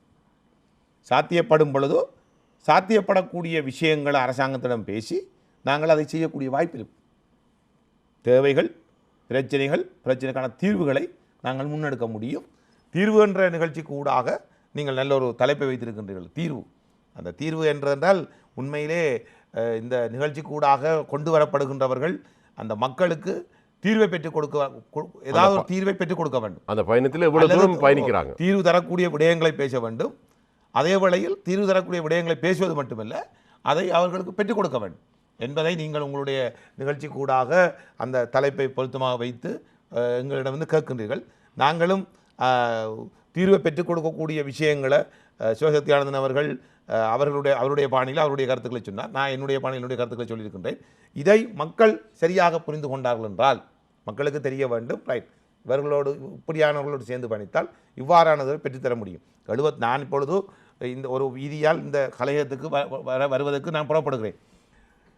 இப்பொழுது என்னால் அந்த வீதியால் வர முடியவில்லை என்று வைத்துக் கொள்ளுங்கள். அப்பொழுது நான் அதுக்கு மாற்று வீதியை கண்டுபிடித்து வர வேண்டும். இல்லாவிட்டால் நான் இந்த நிகழ்ச்சியில் பங்கு கொள்ள முடியாது. 71 வருஷம் ஒரு பாதையிலே பயணித்தோம். இந்த பாதையிலே எங்களால் எதையும் அடைந்து கொள்ள முடியாவிட்டால் இந்த அரசியல் பயணத்திலே நாங்கள் ஒரு மாற்றீடான ஒரு அரசியல் பயணத்துக்கு நாங்கள் செல்ல வேண்டும். அதுக்கு மக்கள் ஆதரவு வழங்க வேண்டும். அந்த ஆதரவை மக்கள் தராவிட்டால் நிச்சயமாக நான் சொன்ன மாதிரி பாதிக்கப்பட போகிறது மக்களாகத்தான் இருக்கும். இவ்வாறான அரசியல் தலைவர்களாக இருக்க மாட்டார்கள். இவர்கள் என்ன செய்வார்கள் என்றால் இந்த பொய்யான வாக்குகளை வழங்கிவிட்டு கடைசியாக வந்து பார்லமெண்ட்டில் இருப்பார்கள். இருந்து கொண்டு அவர்களும் 2020, 21, 22, 23 முடியும் பட்சத்தில் சொல்வார்கள், நாங்கள் இந்த அரசாங்கம் எங்களை ஏமாற்றி விட்டது அல்லது அந்த அரசாங்கம் ஏமாற்றி விட்டது பல்லவியை பாடுவார்கள். நிச்சயமாக மக்கள் இன்னும் 5 வருஷம் என்பது எமது மக்களை பொறுத்தளவுக்கு வடகிழக்கிலே மலையகத்திலே எமது மக்களை பொறுத்தளவுக்கு ஒரு 5 வருஷம் பிந்துவது என்பது மற்ற சமூகத்து மக்களோடு ஒப்பிடும் பொழுதோ 5 வருஷம் இல்லது, அந்த 5 வருஷம் பின்னடைவில்லது 50 வருஷத்துக்கு சமம். ஏனென்றால் நீங்கள் சொன்னால ஒரு முக்கியமான விடயம், 70 வருஷ இந்த பயணம் எங்களை எங்கே கொண்டு வந்து விட்டுருக்குன்றது நாங்கள் அனுபவியாக கற்றுக்கொண்டோம். ஆனால் சிங்கள மக்கள்கிட்ட இருந்து நாங்கள் ஒரு பாடத்தை கற்றுக்கொள்ள வேண்டியிருக்குது.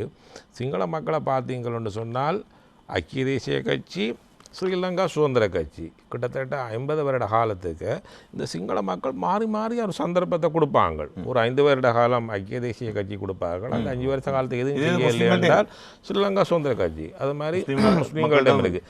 தமிழ்நாட்டை எடுத்தீங்கன்றால் ஒரு அதிமுக ஒரு 5 வருஷ காலம் கொடுப்பாங்க, பிறகு ஒரு திமுக கொடுப்பாங்க. உலகம் முழுவதுமே வந்து ஒரு ஜனநாயக ரீதியான இந்த மாதிரியான நடைமுறை இருக்குது. ஆனால் எங்களுடைய தமிழ் அரசியலில் தான் கிட்டத்தட்ட 60-70 வருட காலமாக இந்த தோற்றுப்போன தலைவர்களும் தோற்றுப்போன கட்சிகளும் தோற்றுப்போன ராஜதந்திரமும் அதில் இருந்து இந்த மக்கள் ஆனால் இப்போ படிப்படியாக வந்து கொண்டிருக்கிறார்கள். தோற்றுப்போன விஷயங்கள் ஒரு விஷயம் சொல்லணும்.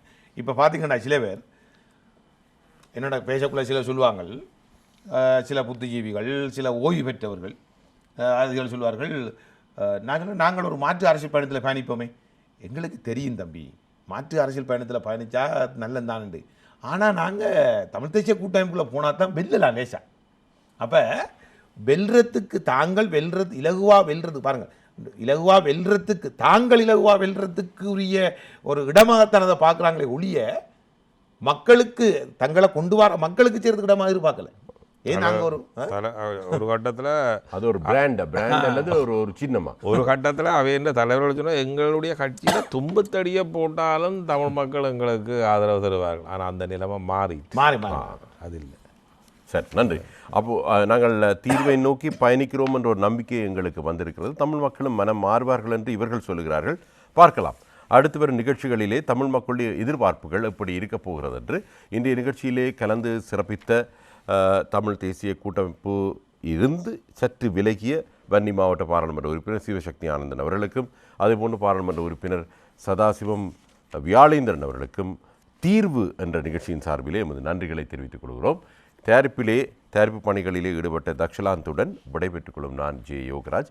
மீண்டும் நாங்கள் உங்களை மற்றொரு தீர்வு நிகழ்ச்சியிலே சந்திப்போம். அந்த வேளையிலே மக்களுடைய மனங்கள் எந்த அளவுக்கு மாறி இருக்கிறது என்பதை பார்க்கலாம். நிச்சயமாக பொது தேர்தலுக்கு முன்பாக உங்கள் இருவரையும் நாங்கள் மற்றொரு நிகழ்ச்சியிலே சந்திக்க எதிர்பார்க்கின்றோம். அதுவரை விடைபெற்றுக் கொள்கிறோம். உங்களிடமிருந்து நன்றி, வணக்கம்.